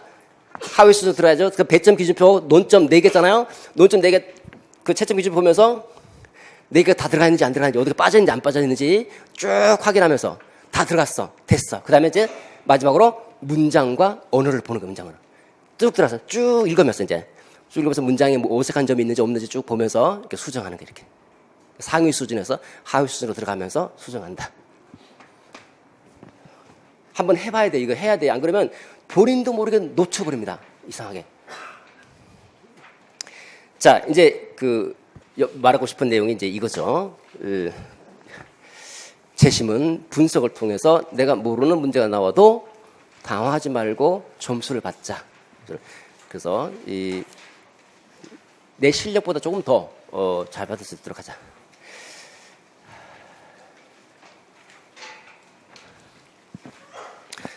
자, 2018학년도 문제입니다. 2018학년 문제 여러분 아마 다 보셨을 거니까 세부적인 사항을 생략하고, 자, 배점 기준법부터 보도록 하죠. 첫 번째, 교육과정 영역. 교육과정 영역에서 워크의 교육과정 개발 모의 명칭. 첫 번째, 이 이름 써달라는 거죠. 명칭. 그 다음 두 번째, 이 교육과정을 학교 교육과정 개발하기도 학교 교육과정. 이 교육과정 개발에 적용하는 이유 3가지. 자, 몇 개입니까? 4개 4점이죠? 4점. 그 다음에 우리가 어떻게 해야 됩니까? 충실성. 그냥 충실하게 설명해 주면 돼요, 그냥. 근데 간단하게 설명해도 크게 문제는 안 돼요. 왜냐면 4개니까. 간단하게 설명하고 넘어가는 거예요, 그냥. 첫 번째, 여기도 설명해 줘야 돼요. 명칭만 달랑 쓰는 거하고 충실하게 이게 뭔지를 간단하게 써주는 거하고 차원이 달라요. 써주면 거기도 일단 4개니까 선생님 명칭만 쓰면 안 될까요? 돼요. 근데 나중에 뭐가 나와요? 표현 점수에 걸린다는 거예요. 표현 점수. 충실하게 설명하는 것도 표현. 그러니까 가능하면 한 문장이라도 간단하게, 모르면 거기 있는 제시고 있는 거 끌고 와서 그냥 이런 거 이렇게 써주는 거. 뭐 명칭 정도 쓸 정도면 어느 정도 써요. 그죠? 자, 여기 보면 여러분들 여기서 뭐가 어렵습니까? 워크 교육과정 개발 모형 명칭 이거 모르는 사람은 거의 없을 거예요. 공부 좀 하면 대부분 다 뭐 수기 모형으로 알고 있겠지만 원칙적으로 자연주의적 교육과정 개발 모형. 이 사람이 본인이 내 교육과정 모형을 자연주의적 교육과정 개발 모형이라고 불러줘. 그랬더니 야, 너는 토숙설이잖아. 토의 단계, 토대, 수기, 그 다음에 설계 단계. 요거 다 과정을 거치는데 수기 단계가 제일 중시하고 있잖아. 그래서 수기 모형이야. 그래서 그래? 난 자연스러운 교육과정 개발의 자연스러운 과정을 설명하려고 그러는데 자꾸 수기라 그러니까 이제 수기로 굳어졌죠. 자연주의적 교육과정. 이런 거 많아요. 이렇게 보면. 어쨌든 자연주의 개발 모형이든 수기 모형이든 또는 조금 더 들어가면 이제 실제 모형이라고 하는데 실제 모형은 잘 얘기를 안 해요. 그거 써주고 간단하게 토숙설 단계를 거친다. 토숙설 모르면 그냥 일반적인 거기 있는 내용 끄집어내서 이런 거 써주시면 되겠고요. 요 정도는 누구나 쓸 거예요. 아마 이것 때문에 어려울 거예요. 교육과정 개발 적용하는 이유, 교과서에서도 없었는데 뭐지? 그래서 고민하잖아요. 그죠? 저기서 점수가 좀 갈립니다, 이제. 두 번째, PBL은 뭐 전공에서도 나오고 하기 때문에 누구나 다 쓸 수 있을 텐데, 자, 우리 여기가 이제 조금 이제 초점이겠죠. 두 번째, PBL에서 학습의 역할, 요것도 모르는 사람들 아마 많을 거예요. 이거, PBL이 시행되려면 일단 기본적으로 PBL이 뭐야? 문제 중심 학습이니까 문제를 잘 만들어야 돼요. 두 번째는 이 문제를 학습자가 해결해야 되니까 학습자 문제를 해결하잖아요. 학습자의 역할을 교사가 잘 설명해 줘야 돼요. 뭘 해야 되는지. 세 번째는 선생님 너는 무슨 역할을 해야 되는데 나는 이런 역할을 해. 그러니까 나한테 이렇게 질문해. 그 다음에 문제만 달랑 주어졌으니까 아는 게 없잖아요. 정보 자원을 풍부하게 제공해서 이 문제를 해결하면서 지식과 문제 해결력을 익힐 수 있도록 하는. 그래서 선생님 이게 설계 요소 4가지. 이게 있어야지 문제 중심 학습이 시작이 되는 거예요. 근데 이거에서 이제 첫 번째 요거잖아요. 요거 두 개, 지금 두 개 물어보고 있죠. 문제와 학습 역할. 문제 중심 학습에서 학습 역할, 그다음에 PBL에 적합한 문제 특성. 문제 특성은 뭐 비구조화돼 있다, 뭐 이런 얘기는 누구나 다 할 수 있을 거예요. 그다음에 문제는 특성이 주는 학습 효과. 여기 또 걸려. 이게 뭐지? 없었는데 책 보면 잘 보면 있어요. 잘. 제 책에도 보면 이제 다 있는데 거기까지 못 봤다? 그러면 이거 뭐지? 막 이런 거. 지금 벌써 여기만 해도 4점을 받았는데 그냥 놓쳐버릴 수도 있거든요. 저게 제시문 속에 다 들어가 있다는. 다.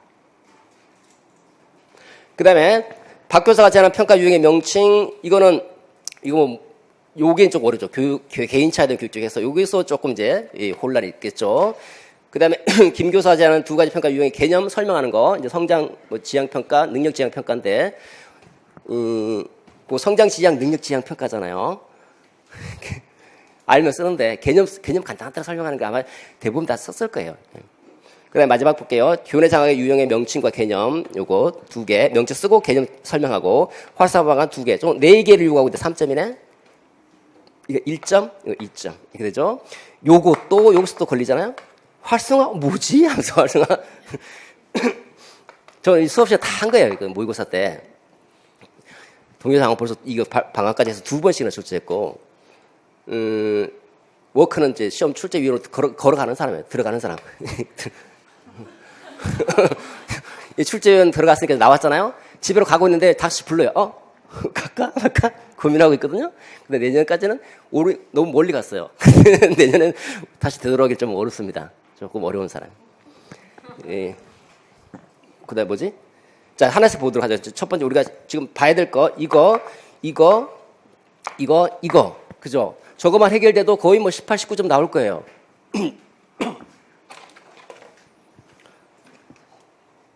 제시문 분석이 되게 중요합니다. 제시문을. 거기서 여러분들이 1점, 2점을 받느냐 못 받느냐 문제. 첫 번째, 워커의 교육과정 개발 모형을 학교 교육과정 개발에 적용해야 되는 이유가 뭐냐? 이유. 그럼 어떻게 질문해야 됩니까? 왜 교육과정 개발, 그 워커 모형을 학교 교육과정 개발에 적용해야 되는데, 묻잖아요. 그죠? 학교 교육과정 개발에 적용하려면 하기 위해 왜 적용해야 되는데, 적용 이유로 설명하면 첫째, 뭐뭐 한다. 뭐뭐 할 수 있다. 뭐뭐 때문이다. 이렇게 답을 하겠죠. 그죠? 그러면 내가 토숙설 정도까지는 알겠죠. 물론 알지만 이건 모른다 하더라도 여기 보시죠. 여기서부터 이제 여러분 봐야 되잖아요. 여기서부터 이제 중요 사항이 있죠. 여기 보면 개인차 얘기도 나오고 학생의 흥미, 수업 참여 수준을 전반적인 흥미와 수업 참여가 너무 낮다. 그래서 개인차가 크더라. 이 개별적인 특성들이 다양한데 이래들이 참 어떻게 해야 될 것인가. 이거 교육과정에 반영하면 어떨까? 반영하지 않을까요? 학교 교육과정의 개별적 특성을 반영한다. 수준을 고려하겠다는 거예요. 수준별 교육과정 형태로 개별적 특성들을 고려해서 교육과정을 짜겠다는 겁니다. 근데 그렇습니다. 그런데 교육과정을 개발하는 과정에서 학생의 개인별 특성을 중시하는 의견 하나, 교과를 중시하는 의견 간의 차이가 있다. 이를 조율하기 위해서는 시간이 걸리겠지만 적절한 논쟁 합의에 이르는 심사숙고의 과정이 필요하다. 끝. 여기서 아무것도 모르는 상태에서 교육과정 개발의 저 워크가 저 모형인데 워크 모형을 왜 적용을 해야 될까? 힌트 찾아. 창의적 사고 개발 기법, PMI 기법이잖아요. 그죠? 플러스, 마이너스, 인트레스팅. 하나를 중심으로 해서 긍정적 측면, 부정적 측면, 그 다음에 흥미론적인 뭔가 양쪽으로 다양한 사고를 하잖아요. 다양한 사고를 하면 여러 가지 생각들이 나오거든요. 우리가 어떤 주제가 주어지면 주제에 반대 뒤집어보고 또 다른 거 생각해보고 하면서 사고를 확장시켜 나가는 거예요. 그 하나의 힌트가 딱 주어지면 이거를 연결 클루로 삼아서 막 사고를 끄집어내야 되는 거예요. 보세요. 우리가 주목해야 될 부분은 뭡니까? 첫 번째, 학생의 개별적 특성을 중시하는 의견과 하나, 의견. 두 번째, 교과를 중시하는 의견 간의 차이가 있다. 그러면 이거 하나. 두 번째, 이걸 조율하는데 시간인가 많이 걸리겠지만 논쟁도 있어야 되고 그 다음에 합의도 필요하다. 심사숙고도 해야 된다. 벌써 키워드가 몇 개입니까? 의견 차이가 있다. 두 번째, 논쟁이 필요하다. 세 번째, 합의가 도출돼야 된다. 그렇게 하려면 심사숙고의 과정이 필요하다. 이렇게 해서 학교 교육 과정이 개발돼. 이렇게 설명하고 있잖아요. 그죠? 그럼 왜 교육 이거 적용해야 될까? 물론 타일러 생각하면 타일러는 일반적 원리과 원칙을 제시하고 있으니까 저런 논의, 논쟁 이런 게 전혀 없잖아요. 그 원리 원칙대로서 교육 과정을 개발하는데 여기는 첫 번째 학교 교육 과정 개발하는데 왜 적용해야 될까요? 의견 차이가 심하다는 거. 학교는 학교 교육 과정 개발에는 여러 선생님들의 다양한 의견이 존재한다는 거. 존재하는 이 다양한 의견을 표현하고 표출할 수 있는 이 교육 과정을 적용하게 되면 이 다양한 의견이 나온다는 거. 더 설명하고 싶은가? 개별적 특성을 중시하는 의견이 있을 수 있고 교과를 중시하는 의견이 있을 수 있는데 이 다양한 의견들이 교육 과정 개발에 표출이 된다는 거죠. 첫 번째. 이게 뭐야? 이게 이거잖아. 토대 단계. 토대 단계가 뭡니까? 여러 가지 의견을 표현하는 단계. 이를 통해서 공감대를 형성한다라는 거예요.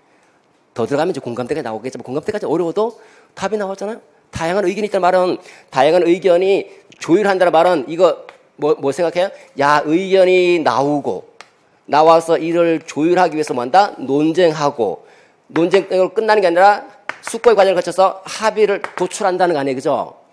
그러면 여기서 하나 생각할 게 의견 표출. 다양한 의견들이 표출될 수 있다는 점에서 적용해야 한다. 적용하는 이유가 뭐다? 다양한 의견이 표출 가능하다는 거. 뒷받침 문장. 그 다양한 의견이 뭔데? 이거. 교과를 중시한 의견 등 다양한 의견이 교육과정 개발에 표현될 수 있다. 됐잖아요. 두 문장 벌써. 두 문장 써도 많이 쓰는 거예요. 세 번째, 다양한 의견이 이제 논쟁 과정을 거친다는 거죠. 그 여러 가지 의견들이 이 교육과정 개발을 하려면 여러 가지 의견들이 논쟁과 토의와 토론이죠, 그죠? 토의와 토론 등의 논쟁 과정을 거칠 수 있다. 이제 타일러식은 논쟁 과정이 없잖아요. 논쟁. 그다음 두 번째, 그 세 번째는 합의를 통해서 저 학교가 추구하고자 하는 교육과정 개발을 설계할 수 있다. 또는 도출할 수 있다. 심사숙고의 과정을 거쳐서 심사숙고라는 합의 과정을 거쳐서 학교가 추구하고자 하는 교육과정을 개발할 수 있다. 다르게 표현하면 학교의 현실에 맞는 실제적인 교육과정을 개발할 수 있다. 이건 이제 말을 만들어내는 게 찾아가고 잘. 그런 그 개념들을 자꾸 떠올려야 돼요. 이렇게. 요 키포인트를 딱딱 기억한 다음에 플러스 알파. 여러 가지 생각해서 여러 가지 개념들 있잖아요. 떠오르는 개념 쭉 써놓고 잘 유기적으로 잘 연결해서 설득력 있게 그냥 말해주면 아주 훌륭한 답안이 아주 훌륭한. 예시 답안 보십시오. 똑같아요. 표현은 다르죠. 의미는 똑같아요. 의미는. 두 번째가 뭐야? 수기 단계 수기 단계가 논쟁하는 거잖아요. 논쟁. 심사숙고의 논쟁 과정. 설계 뭐예요? 논쟁이 끝났으니까 합의를 통해서 가장 유망한 실천 대안을 마련하는 거. 다시 말해서 학교 교육과정 보면 가장 학교에서 현실적인 학교 교육과정을 개발한다. 세 개 끝. 되게 안에 내용은 없는 것 같지만 여기서 자꾸 사고로 확장하면 답이 나온다. 이게 필요한 거 이게. 잘 모를 때. 알면 그냥 쓰는데 이걸 교과서도 없잖아요. 그죠? 이런 내용을 알고 있으면 훨씬 낫죠. 이걸 토대로 해서 다시 접목시켜 나가니까. 내용이 짧은 시간에 여러 가지 생각들이 더 훨씬 잘 나오는데 없어도 쓴다. 그 다음 두 번째입니다. PBL이죠. PBL. 네, 그렇다면 여기서 이제 PBL이죠. 다양한 특성을 반영한 교육 수업 방법으로 어떤 것이 있을까요? 해서 이 흥미와 수업 참여를 높이는 수업이 필요한 것 같아요. 제가 이번 수업에 문제를 활용한 수업 이거잖아. PBL. 여기서도 나오죠. PBL을 했는데 수업 중에 학생들이 무엇을 해야 될지 잘 모르는 것 같아요. 왜 몰라요? 아까 그랬잖아. 학습자 역할을 선생님이 설명 안 해준 거예요. 설명. 그래서 여기 학습자 역할이잖아요. 이거 모르는 것 같아요. 게다가 제가 문제를 잘 구성하지 못했는지 문제를 잘 구성해야 돼. 문제 중심 학습은 문제로 시작하는 거니까 선생님 문제를 잘 구성하지 못해 그 문제 중심 학습이 아닌 게 돼버린 거죠. 문제를 잘 구성하지 못했는지 별로 흥미를 보이지 않더라고요. 문제를 활용하는 수업의 PBL에서는 학생의 역할을 안내하고 그렇죠. 좋은 문제를 만드는 거 그렇죠. 그 다음에 또 뭐 해야 돼요? 충분한 정보 자원을 제공해야 되고 교사의 역할을 충실하게 수행해 줘야 되는 거예요. 이래야지 문제중심 학습이 성공적일 수 있다. 근데 선생님 지금 다 놓치고 있잖아요. 다. 그래서 여기서 나오는 게 첫 번째 PBL에서 학습 역할이 없잖아요. 그죠? 없으니까 이거는 제시문에 힌트가 아예 없어요. 알면 쓰는 거, 모르면 못 쓰는 거.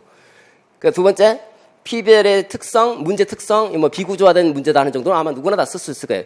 그 다음에 그 비구조화된 문제 특성의 교육적 효과.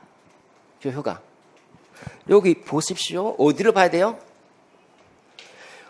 문제를 잘 문제 관련된 찾아본 문제를 잘 구성하지 못했는지 별로 흥미를 느끼지 않더라고. 문제를 활용하는 수업에서는 좋은 문제 만드는 것이 중요하다.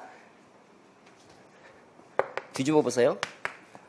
문제를 잘 구성했다면 흥미를 보였을 텐데.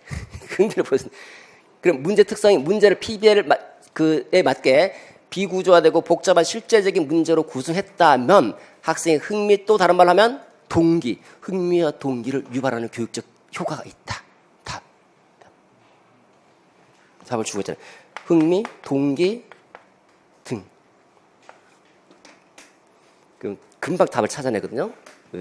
뒤집었어. 자꾸 연습을 해보셔야 되는데. 그 다음에 됐죠. 그리고 또 뭐가 있습니까? 평가 유형의 명칭과 평가 유형의 명칭. 이거는 아마 공부 좀 하시면 다 쓰겠죠, 그죠? 여기 보면 이제 학습 목표에 도달했는지 여부가 중요하다. 상대 위치, 상대 평가잖아요, 그죠? 상대 평가. 규준 지향 평가고 얘는 이제 반대죠. 그러면 목표를 중심으로 해서 평가라는 것이니까 준거 지향 평가가 될 것이고, 그다음에 이제 능력 참조하고 성장 참조 설명해 달라는 거죠. 마지막 보겠습니다. 마지막에 저 혼자 이런 다양한 특성을 고려한 교육 과정을 개발하고 수업을 설계하는 것이 힘들다. 그 다음에 나오죠.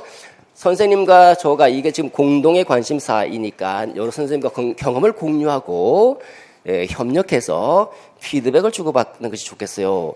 이게 장학으로 본다면 선생님하고 나하고 같이 장학하자. 동료 선생님들끼리 그러니까 동료 장학이 되는 거죠. 그 동료 장학의 활성화 방안이잖아요. 그래서 활성화 방안 지금 이 선생님은 어떻게 하고 싶어 하는 거예요? 선생님하고 나하고는 이게 뭐가 공동의 관심사예요? 이 교육과정 개발이 공동의 관심사잖아요. 그죠? 그럼 공동의 관심사 또 뭐가 있을까요? 공동의 관심을 갖고 있는 주제, 공동의 관심을 갖고 있는 문제. 다 같은 말 아니에요? 공동의 관심사나 주제나 문제. 이거를 중심으로 서로 경험을 공유하고 협력해서 동료 장학을 활성화시킬 수 있다. 그렇죠. 함께 협력함으로써 함께 피드백을 주고받아버려서 그 공동의 문제를 해결해 나갈 수 있다. 동료 장학의 방법 중에 하나예요. 공동의 관심사를 중심으로 동료 장학을 실시하는 거. 2개 쓰라 그랬죠? 하나 썼죠? 나머지 하나는 생각을 또 굴려보는 거죠. 하나는 쓴다. 하나는. 이거 갖고 이거 못 쓴 사람 많아요. 근데 두 번째 거. 이걸 뭐 어쨌든 됐죠. 2016학년도 보겠습니다. 여러 가지 다 설명할 시간이 없어서 간단하게 몇 개만 짚고 넘기겠습니다. 자, 여기 교사가 2016학년도는 교사 갖춰야 할 역량이라는 주제로 교육과정, 평가, 교육심리죠. 정체성 발달, 마지막 조직활동, 교육행정까지. 첫 번째입니다. 수업 구성에 나타난 그 문제를 보시면 문제가 어디 나와 있죠? 2016 몇 페이지지? 27페이지. 27페이지에 나와 있죠. 거기 보면 첫 번째가 우리 해야 될 게 교육과정 유형의 장점 및 문제점이잖아요. 그죠? 각각 2개죠. 하나씩 설명 충실하게 해주셔야 됩니다. 장점, 문제점. 이거 아마 쓰기는 쉬울 거예요. 근데 내가 잘 기억이 안 난다. 어떻게 써야 될까? 제시문에 힌트가 주어져 있으면 활용한다. 거기서 논리적으로 추론해서 여러 가지 개념들을 끄집어낸다.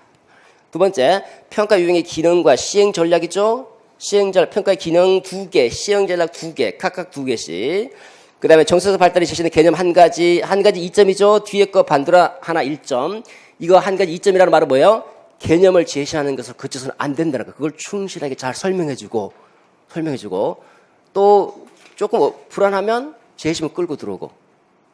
그게 2점이니까 개념 제시하고 충실하게 설명해주는 것으로도 충분할 거예요. 설명 충실하게. 그 다음에 조직 형태, 이것도 여기서 많이 틀렸어요. 이제 비공식 조직인데 비공식 조직이 학교 조직과 구성원에 미치는 좋은 기능과 나쁜 기능이 뭔가 이것도 제시문 보면 있어요. 답이. 그러니까 이거 굉장히 어렵다고 합니다. 하여튼 이게 되게 중요한 것도 한데 어렵다고 합니다. 보도록 하죠. 첫 번째입니다. 자, 우리 여기서 봐야 될 게 교육과정 유형이잖아. 수업 구성에 나타난 교육과정 유형이 뭔가? 이게 교육과정 유형을 제시하고 있잖아요. 학생의 경험을 중심으로 교육과정을 실행한다. 다시 말하면 뭘 중심으로 교육과정을 구성하고 조직해야 된다? 학생의 경험을 중심으로 교육과정을 구성하고 조직하는 것. 이를 경험 중심 교육과정이다 한다. 교과 중심 교육과정은 교과를 중심으로 교육과정을 구성하고 조직하는 것을 교과 중심 교육과정. 학문 중심 교육과정, 학문을 중심으로 구성하는데 학문에 내재된 지식의 구조를 중심으로 교육과정을 구성하고 조직하는 것을 말한다. 경험을 중심으로 교육과정을 구성하고 조직하니까 경험 중심 교육과정. 이게 향하고 있죠? 그럼 세부적인 사항도 전부 다 이를 향하고 있어요. 전부 다. 흥미와 요구나 능력을 토대로 해서 활동을 증진시킨다. 장점, 단점 쓰는 거잖아요? 그러면 여기서 분명히 장단점이 있어. 어느 정도 나와요, 힌트가. 알면 다다닥 쓰면 되는데 생각이 안 난다. 첫 번째, 활동. 학생의 활동을 증진시킨다는 거잖아요. 그죠? 왜 활동을 증진시켰을까요? 얘네들의 흥미와 능력과 요구와 필요와 관심을 반영하니까 활동, 어떤 활동? 어떤 활동? 수동적? 능동적? 소극적? 적극적? 나왔잖아. 적극적이고 능동적 활동이 가능해진다. 왜? 학생의 능력과 요구가 교육과정에 반영되므로 학생의 적극적이고 능동적 활동이 강조될 수 있다. 능동적 활동을 보장할 수 있다. 됐잖아요. 그죠? 하나. 두 번째. 학생이 관심을 가지는 내용을 찾고 이거를 조직해갖고 학생이 관심되는 학생의 주변에 여러 가지 관심들이 많을 거아요 그죠? 학생의 실제적인 관심, 이런 실제적인 관심을 중심으로서 내용을 편성하고 이 애들이 뭐 한다? 직접 가서 경험한다. 관심 기울이는 거. 가서 이런 뭐 교통사고 문제, 환경 문제, 직접 생활에 직접적인 관련되는 이런 학생의 관심의 대상이 되는 실제적인 문제를 중심으로 수업을 하겠다는 거 아니에요, 그죠?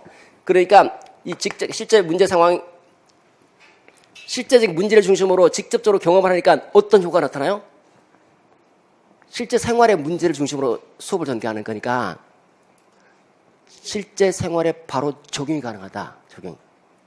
또 그 문제를 해결하는 과정 속에서 문제 해결력이 신장된다. 이거 여러분 생각해내야 되는 게 저 속에서. 물론 알고 있으면 훨씬 낫죠. 몰라도 보고 실제적인 저런 관심을 갖고 있는 내용을 중심으로 실제 경험을 하니까 실제 생활과 관련된 교육 내용을 중심으로 수업을 전개되므로 실제 생활에 바로 적용될 수 있다. 또는 실제 생활에 전이가 가능하다. 또는 실제 생활의 문제를 해결할 수 있다. 이런 정도가 나올 수 있어요. 조금 이게 자꾸 연습하셔야 되는 건데. 그 다음에 두 개 나왔잖아요. 벌써 장점. 단점. 일방적 개념 전달 위주 수업을 지향하자. 뒤집으면 지식, 개념, 지식 이거 강조하지 않는다는 거 아니에요. 그죠? 이거보다 뭘 강조해요? 흥미나 요구를 강조한다는 거죠. 그러면 보면 흥미를 중시하느냐, 경험을 중시하느냐, 지식을 중시하느냐. 지식보다는 흥미와 관심을 중시하고 있으므로 지식을 어떻게 체계적으로 익힐 수 있느냐, 없느냐 문제가 생긴다는. 지식을 체계적으로 습득하는 데는 한계가 있다. 그쵸? 단점. 그 다음에 여기 장단점이 걸쳐 있는데, 이걸 다 직접. 간접 경험도 아니고 직접적으로 모든 수업의 내용을, 학생이 관심을 가지는 모든 수업 내용을 직접적으로 돌아다니면서 경험한다? 이 가능할까? 시간 많이 걸리죠? 그냥 교과서 그냥 전달해주고 이렇게 설명해주고 끝나는데 그 하나의 개념을 익히기 위해서 시장도 가고 뭐 이렇게 한다는 거예요. 시간이 너무 많이 걸린다, 그죠? 노력이 너무 많이 든다. 뭐 그런 정도. 그걸 잘 순화시키면 시간과 노력의 비경제성, 교육과정 운영의 비효율성. 이 정도 쓰면 되게 훌륭한 답인데 어쨌든 직접 경험한다는 점에서 볼 때 시간과 노력이 너무 많이 소요된다는 단점이 있다. 이렇게 쓰는 거죠. 벌써 4개 답이 다 나왔죠? 네.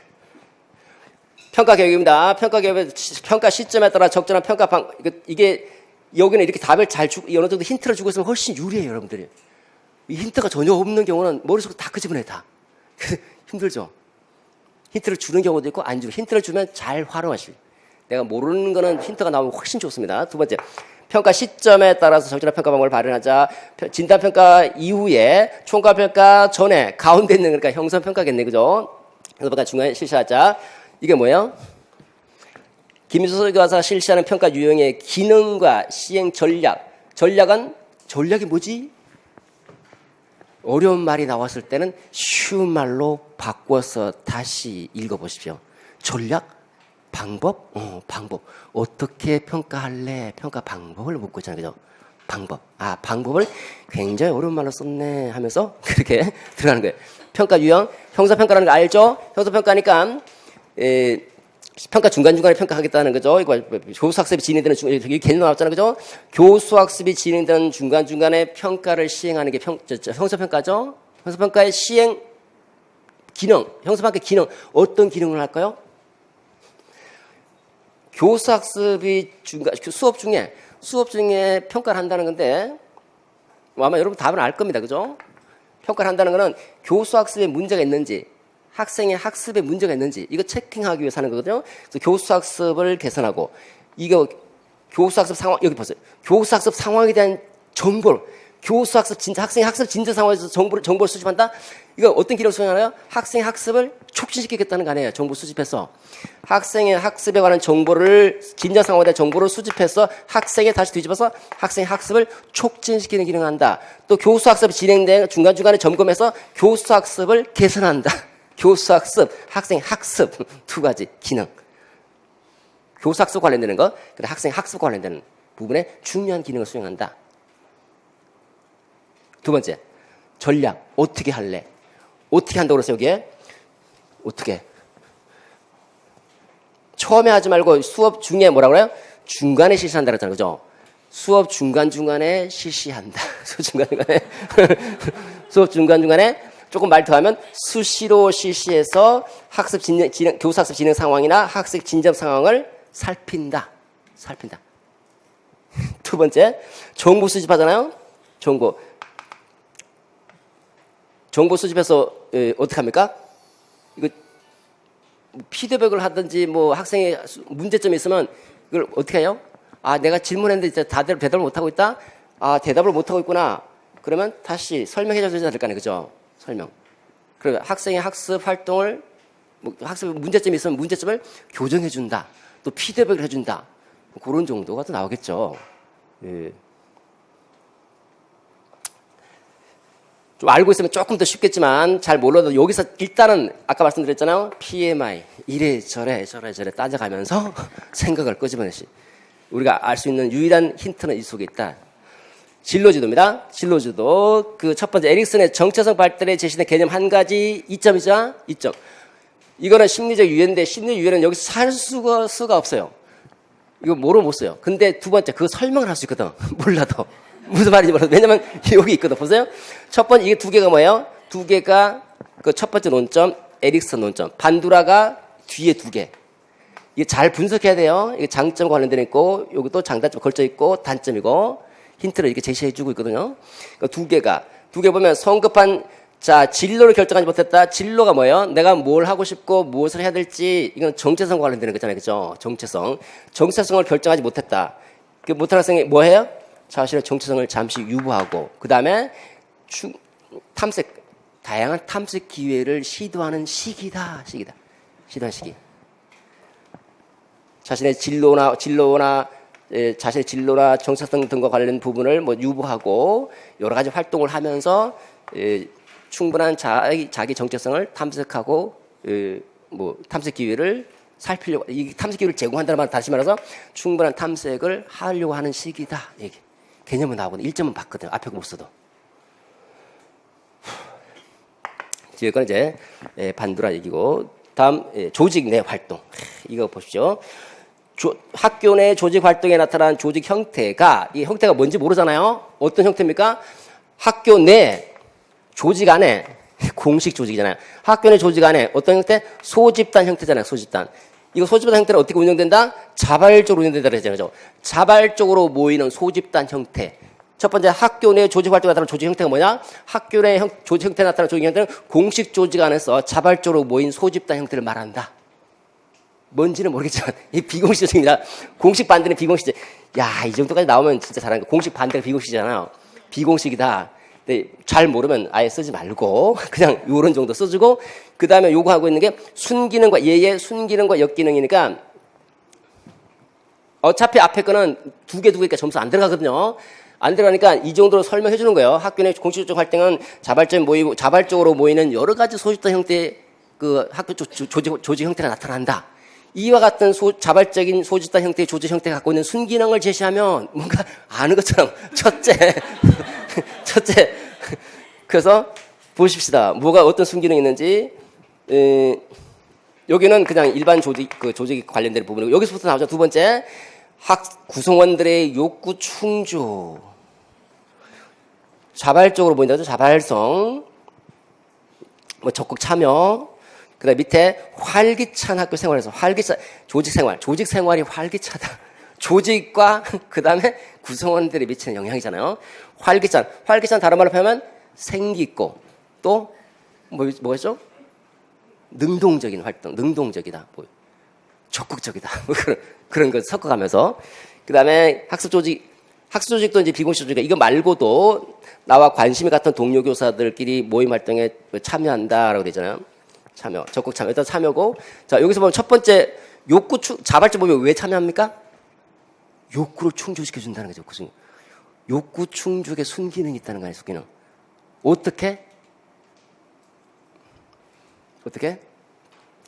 나와 관심이 같은 선생님, 본인의 관심이라든지 관심이나 흥미, 뭐 주제와 같이 하는 선생님들의 그 소집단 모임에 적극 참여함으로써 뭘 충족시킨다? 욕구. 구성원들의 욕구를 충족하다. 다른 말로 하면 욕구 불만을 뒤집으면 욕구 불만을 해소. 욕구 불만이 해소되니까 욕구가 충족되는. 욕구 불만을 해소하고 욕구를 충족시키겠다. 첫 번째 됐잖아. 두 번째는 학교 조직 활동 어떻게 된다? 활기차고 생기 있고 건설적이고 개방적이다. 그죠? 선생님이 약간 폐쇄적일 수도 있는데 공식적인 굉장히 딱딱할 거 아니에요? 자발적으로 모이는 거니까 학교가 생기 있고 그다음에 활동적이고 건설적이고 개방적인 조직 풍토가 형성될 수 있다. 이 장점 아니에요. 잘 따져보십시오. 잘.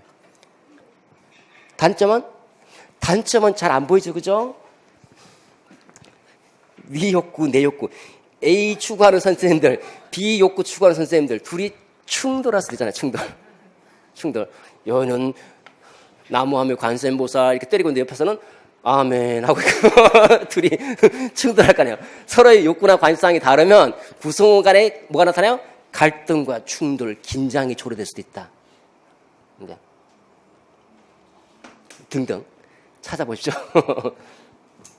이렇게 하면 답이 된다. 몰랐을 때, 물론 알면 다다다 나올 수 있지만 몰라도 저 안에서 이렇게 힌트를 많이 줄 때는 사고를 해요. 짧은 시간이지만 다 이렇게 하기는 시간이 없을 거예요. 근데 어느 정도 알고 나머지 모르는 것 이거 갖고 이제 매달리는 거죠. 1점이라도 따자. 난 진짜 하나도 몰랐는데 여기서 반 이상 4점짜리에서 2점 이상만 갖고 와도 진짜 성공하는 거예요. 진짜. 2017학년도 한번 볼까요? 2017학년도 문제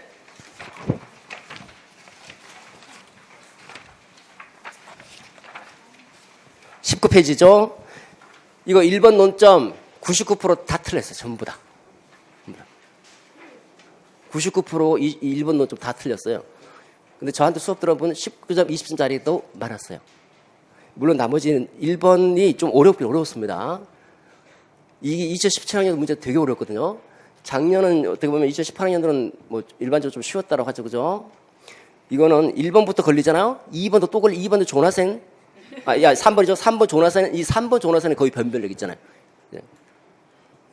이것도 이게 나올 것 같았어요.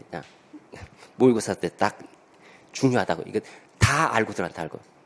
둘 다 물어봤거든요. 설계 요소하고 교사 활동까지 다 물어봤어요. 1번 보세요. 1번 배점 기준표를 잠깐 보시면 A 교장이 강조하고 있는 교육기획의 개념, 교육기획의 뜻이 뭐냐 이거 제시해달라는 거잖아요. 그죠? 개념 제시하라 그러면요. 교육기획 이게 이렇게 쓰는 게 아니라 교육기획의 의미를 설명해달라는 거예요. 개념 제시하면 예를 들어서 A의 개념 제시하라 A다 이렇게 하는 게 안 돼. A가 뭔지 설명해 주는 거예요. 교육기획의 개념을 설명하고 두 번째 그 교육기획이 왜 효용성이다. 왜 효용성 뭐죠? 다른 말 하면 왜 유용한가? 왜 그 교육개념이 필요한가? 이거 안 해, 그죠? 왜 유용한가? 왜 필요한가? 이거 2개 써달라고 하는 거죠? 그런데 점수가 4점이 배당돼 있네. 3개를 요구하고 있고, 어떻게 될까요? 2의 효용성은 분명히 제시문해하고 연계가 안 돼요. 그래서 설명을 충실하게 하는 것이고, 첫 번째 거는 개념은 연계도 할 수도 있거든. 여기서는 3개 다 개념을 충실하게 설명해 줘야 돼요, 설명. 누가 딱 봐도 논리적으로 맞구나 개념을 보겠습니다. 첫 번째, 그럼 여러분들 읽을 때 뭘 읽어야 돼요? 교육기획의 뜻이 뭔지 힌트를 찾아야 되겠잖아요, 그죠? 교육기획의 뜻을 혹시 여기서 설명하고 있는가? 기획이란 말 들으니까 막 헷갈려. 만약에 교육계획 했으면 계획 세우는 거지 뭐 이렇게 하잖아요. 계획. 보세요 밑에 교육기획의 중요성이 부각되고 있다. A 교장은 담임학교에서 새 교육과정이 체계적으로 운영되도록 돕는 교육기획 플래닝을 강조했다. 그 교육기획 개념이 좀 아직 안 나왔잖아요, 그죠? 교육기획의 개념, 새 교육과정이 체계적으로 운영되도록 돕는다. 그럼 교육기획 계획을 세우면 뭐가 돼요? 교육과정이 체계적이고 또 다르게 표현하면 효율적이고 학교 교육 활동이 계획에 맞춰서 전개되니까 체계적이고 효율성이 높아진다. 이게 효용성 아니에요. 이미 나왔잖아. 네. 똑같이 뭐 효율성이라면 꼭 그 말을 안 써도 그런 형태의 의미를 던져주면 되는 거예요. 그 두 번째 박스 보세요. 새 교육과정은 교육의 핵심인 교수학습 활동의 중심을 교사에서 학생으로 이동시키는 근본적인 전환을 강조하고 있다. 그러니까 새 교육과정에 대한 얘기 설명하고 있죠. 전원 실질적 의미에서 학생 중심 교육이 우리 학교에 정착할 수 있도록 모든 교육활동에 앞서서 교육활동 하기 전에 앞서서 철저하게 준비할 생각이다. 이 키워드가 뭐예요? 모든 교육활동에 앞서서 준비하는 거. 준비. 포인트가 뭐예요? 준비한다. 두 번째, 모든 교육 활동에 앞서야 된다는 거. 앞서야 돼. 그 교육 기획이 뭐다? 교육 활동을 하기 이전에 사전에 철저하게 준비해 놓는 작업을 말한다. 키워드가 준비라는 말만 쓰면 맞았어. 그냥 탁탁탁탁. 저기 있잖아, 저기. 준비. 준비. 그래서 만약에 다시 제시문하고 연결시키면 A 교장처럼 특정 그 교육 과정이 실질적으로 구현되기 위해서는 모든 교육 활동을 시행하기 이전에 철저하게 계획을 세워놓는 것이 필요하다. 두 문장이잖아요, 그죠? 이와 같이 교육 계획을 세울 때 다음과 같은 효용성을 지닌다. 첫째, 뭐죠? 앞에 나왔잖아요. 체계적인 교육을 운영하도록 돕는, 그러니까 교육 계획을 세우면 교육 행정 또는 교육 활동이 어떻게 된다? 체계적이고 효율적으로 전개될 수 있다. 사전에 교육 활동을 사전에 목표를 설정하고 조금 더 알면 이제 목표 설정하고 뭐 계획 세우는 거니까 사전에 미리 계획을 세웠기 때문에 교육이 체계적 효율적으로 전개될 수 있다. 두 번째 어떤 그 나머지는 이제 하나 끄집어내야 돼. 여기 없잖아요, 힌트가. 미리 계획을 세웠다. 어떤 점이 좋을까요? 상식적으로 이거 어려울 때는 쉽게 내가 오늘 뭐 해야지 계획을 세웠어요. 친구가 나를 부르네. 이 계획은 오늘 이거 하는 건데 제가 나를 부르네. 뭐라고 그래요, 여러분들? 안 돼. 나를 통제하잖아요, 그죠? 교육 활동에 위배되는 행위를 통제, 제어해준다. 또 뭐예요? 그 활동대로 쭉 밀어주면 되잖아요. 쭉 일관성 있게 안정적으로 교육 활동을 수행할 수 있다. 등등. 요거는 상식적인 수준에서 이제 상식적으로 이제 일반적인 모습으로 바꿔서 이제 그 생각 끄집어내야 되니까 가장 쉬운 형태, 가장 여러 현실적으로 쉬운 거를 여러 전환시켜 놓고 이제 생각을 끄집어내는 거예요. 두 개 쓰는 거니까 하나는 거의 다 앞에 주어지고 있으니까 하나 효용성 2개 쓰는 거잖아요, 그죠? 하나 끄집어내는 거는 조금만 생각하면 쉬워요. 그러면 이거 이상하게 4점짜리인데 오 이상하게 다 맞췄어요. 선생님 20점 맞췄어요. 뭐지? 이렇게 뭐긴 이거 안 했을 거지 보낸 거니까. 99%가 다 틀렸어요. 이건. 근데 우리는 최소한 3점은 맞는다는 거죠. 그 다음에 이제 이거 간단하게 설명했고요. 요거 한번 볼게요. 2015학년도 이 설명 좀 너무 많은가? 얼마나 지났죠? 네? 90분? 이게 뭐 다 이제 할 수는 없고 이제 어떤 식으로 접근하고 어떻게 하는 것이 효과적이고 모르는 상황에서 일단은 내가 모르는 문제가 나오더라도 최소한 그게 논점에 4점이면 4점의 반 이상을 가져가겠다. 단 조건이 있죠. 제시문에 힌트가 주어져 있을 때만. 없으면 못 끄집어내는 거예요. 아까 같은 경우도 앞뒤로 잘 따지면 힌트가 어디 있을 수도 있거든요. 그걸 토대로 해서 생각을 끄집어낸다. 생각은 개념으로 나오는 것이니까 여러 가지 개념을 끄집어낸 다음에 잘 조합해서 맞게 질문에 맞게 답해 주겠다. 2015 하나만 하고 그러면 마치도록 하겠습니다. 2015 보겠습니다. 첫 번째, 기능론적 관점에서 배점. 학교 교육의 선발 배치 기능 및 한계, 각각 2개라고 되어 있잖아요. 그죠? 선발 배치. 그러니까 기능론의 관점에서 기능은 이제 사회를 유기체에 비유해서 학생들을 사회화시키고 각각의 필요한 인재를 선발해서 적재적소에 꽂아주는 배치하는 기능을 수행하는데 이게 어떤 기능, 선발 배치가 어떤 기능을 수행하고 2개, 그 다음에 이 기능이 갖고 있는 한계 2개 이렇게 되잖아요. 그죠? 두 번째, 이건 AD 모형이고요. 이건 뭡니까? 관료제 이완이고. 세 번째 보세요. 준거지향평가의 준거지향평가 2번 나왔죠? 중요하니까. 장점 2개. 이거 잘 안 떠오를 수도 있거든요. 이것도 힌트 있어요. 힌트 있으면 적극적으로 이용하십시오. 적극적으로. 자, 일단은 보겠습니다. 첫 번째 거. 선발 배치의 기능과 한계잖아요. 그죠? 선발 배치를 하면 어떤 기능을 수행하고 그것이 어떤 한계에 있는가라는 거죠. 보겠습니다. 여러분들 잘 알겠지만 우리 사회는 학교가 다양한 역할 수행을 요구하고 있다. 따라서 선생님들께서는 학교 및 수업에 대한 기본적 이해가 필요하다고 생각한다. 먼저 교사로서는 학교 교육의 기능을 이해한다. 지금부터 이제 기능주의가 나오잖아요. 그죠? 기능, 뭐지? 무슨 기능이지? 보는 거예요. 학교는 학생들이 사회 구성원으로 올바르게 성장할 수 있도록 보편적 가치와 규범을 가르쳤다. 이게 뭐예요? 사회화 기능. 사회화 기능을 수행해왔다. 그러나, 이제부터 나오죠? 여기서부터 최근 사회는 최근 사회가 학교 교육에 다양한 요구를 하게 되면서 학교가 세분화된 직업 집단의 교육 요구를 충족하기를 원하고 있다. 이거. 그래서 학교 교육의 선발 배치 기능에 다시 주목하고 있다. 자, 선발 배치 기능에 주목하고 있다는 말은 선발 배치 기능이 어떤 걸 수행하니까 주목하고 있다는 겁니까? 이 직업 세분화된 그죠? 세분화되고 전문화된 직업 집단의 교육 요구를 충족해주기 원하고 있다. 그러니까 선발 배치 기능을 잘 수행하면 뭐가 돼요? 직업 집단의 요구를 충족시켜줄 수 있다. 그 다음에 하나 더 들어가야 되겠죠? 왜? 어떻게 해서 충족시켜주는데? 선발해서 거기 충족시켜주려면 누구는 건설 현장에 요구하는 애들도 있고, 그 다음에 교사의 충족을 원하는 사람도 있고, 이런 직업 집단의 세분화된 직업 집단이니까 세분화된 직업 집단을 뭐에 맞는 애들을 충족시켜줘야 돼요? 거기에 맞는 능력을 갖고 있는 애들을 배치를 시켜줘야 될 거 아니에요. 그죠? 사회화 시킨 다음에, 그 다음에 이거는 뭐예요? 특수사회라는 거 여기서는 보편사회하고 특수사회 한 다음에 그 특수한 직업 집단에 맞는 능력과 자질을 갖고 있는 학생들을 특수 직업 집단에 선발 배치시킴으로써 직업 집단의 요구를 충족시키는 기능을 수행한다. 키워드는 충족시키는 기능인데 설명해줘. 설명을 충실하게. 설명은 이제 잘 생각해서 이렇게 따져가서 하나 나왔죠? 하나밖에 없잖아요, 지금. 그러므로 이거 기능 이해하잖아요. 하나 제시해놓고 그 다음에 어떤 한계를 갖고 있는지 한계도 안 나와 있네, 그죠? 기능. 선발 배치 기능. 선발해서 이렇게 배치한다. 기능. 여러분 기능 이게 어떤 기능이에요, 이게? 교육의 기능이잖아요, 교육의 기능.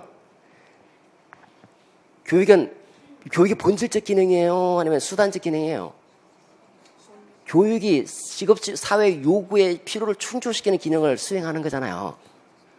그럼 어떻게 돼요? 교육이 수단화된다는, 교육의 수단적 기능이 강조되면서 교육이 왜곡될 수 있다.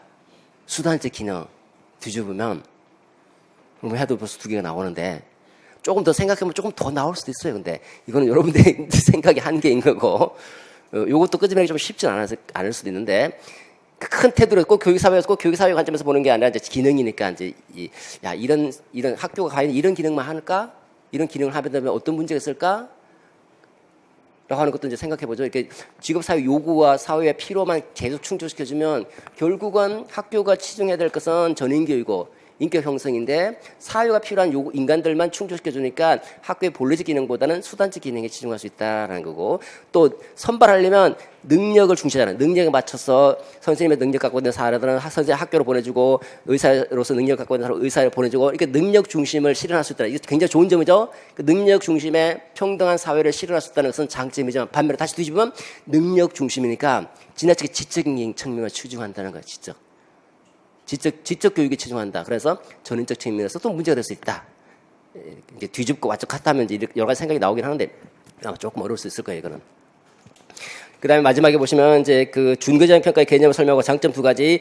이거 이 정도는 뭐 여러분 다 아실 텐데 몰라면 봤어요. 여기 보면 힌트가 여기는 힌트는 없어요. 여기는 그냥 뭐 그 분석 개발 그 AD 뭐 나와 있고 세부적인 내용을 설명하라서 여기는 아예 힌트 자체가 없는 거고 여기 보시면.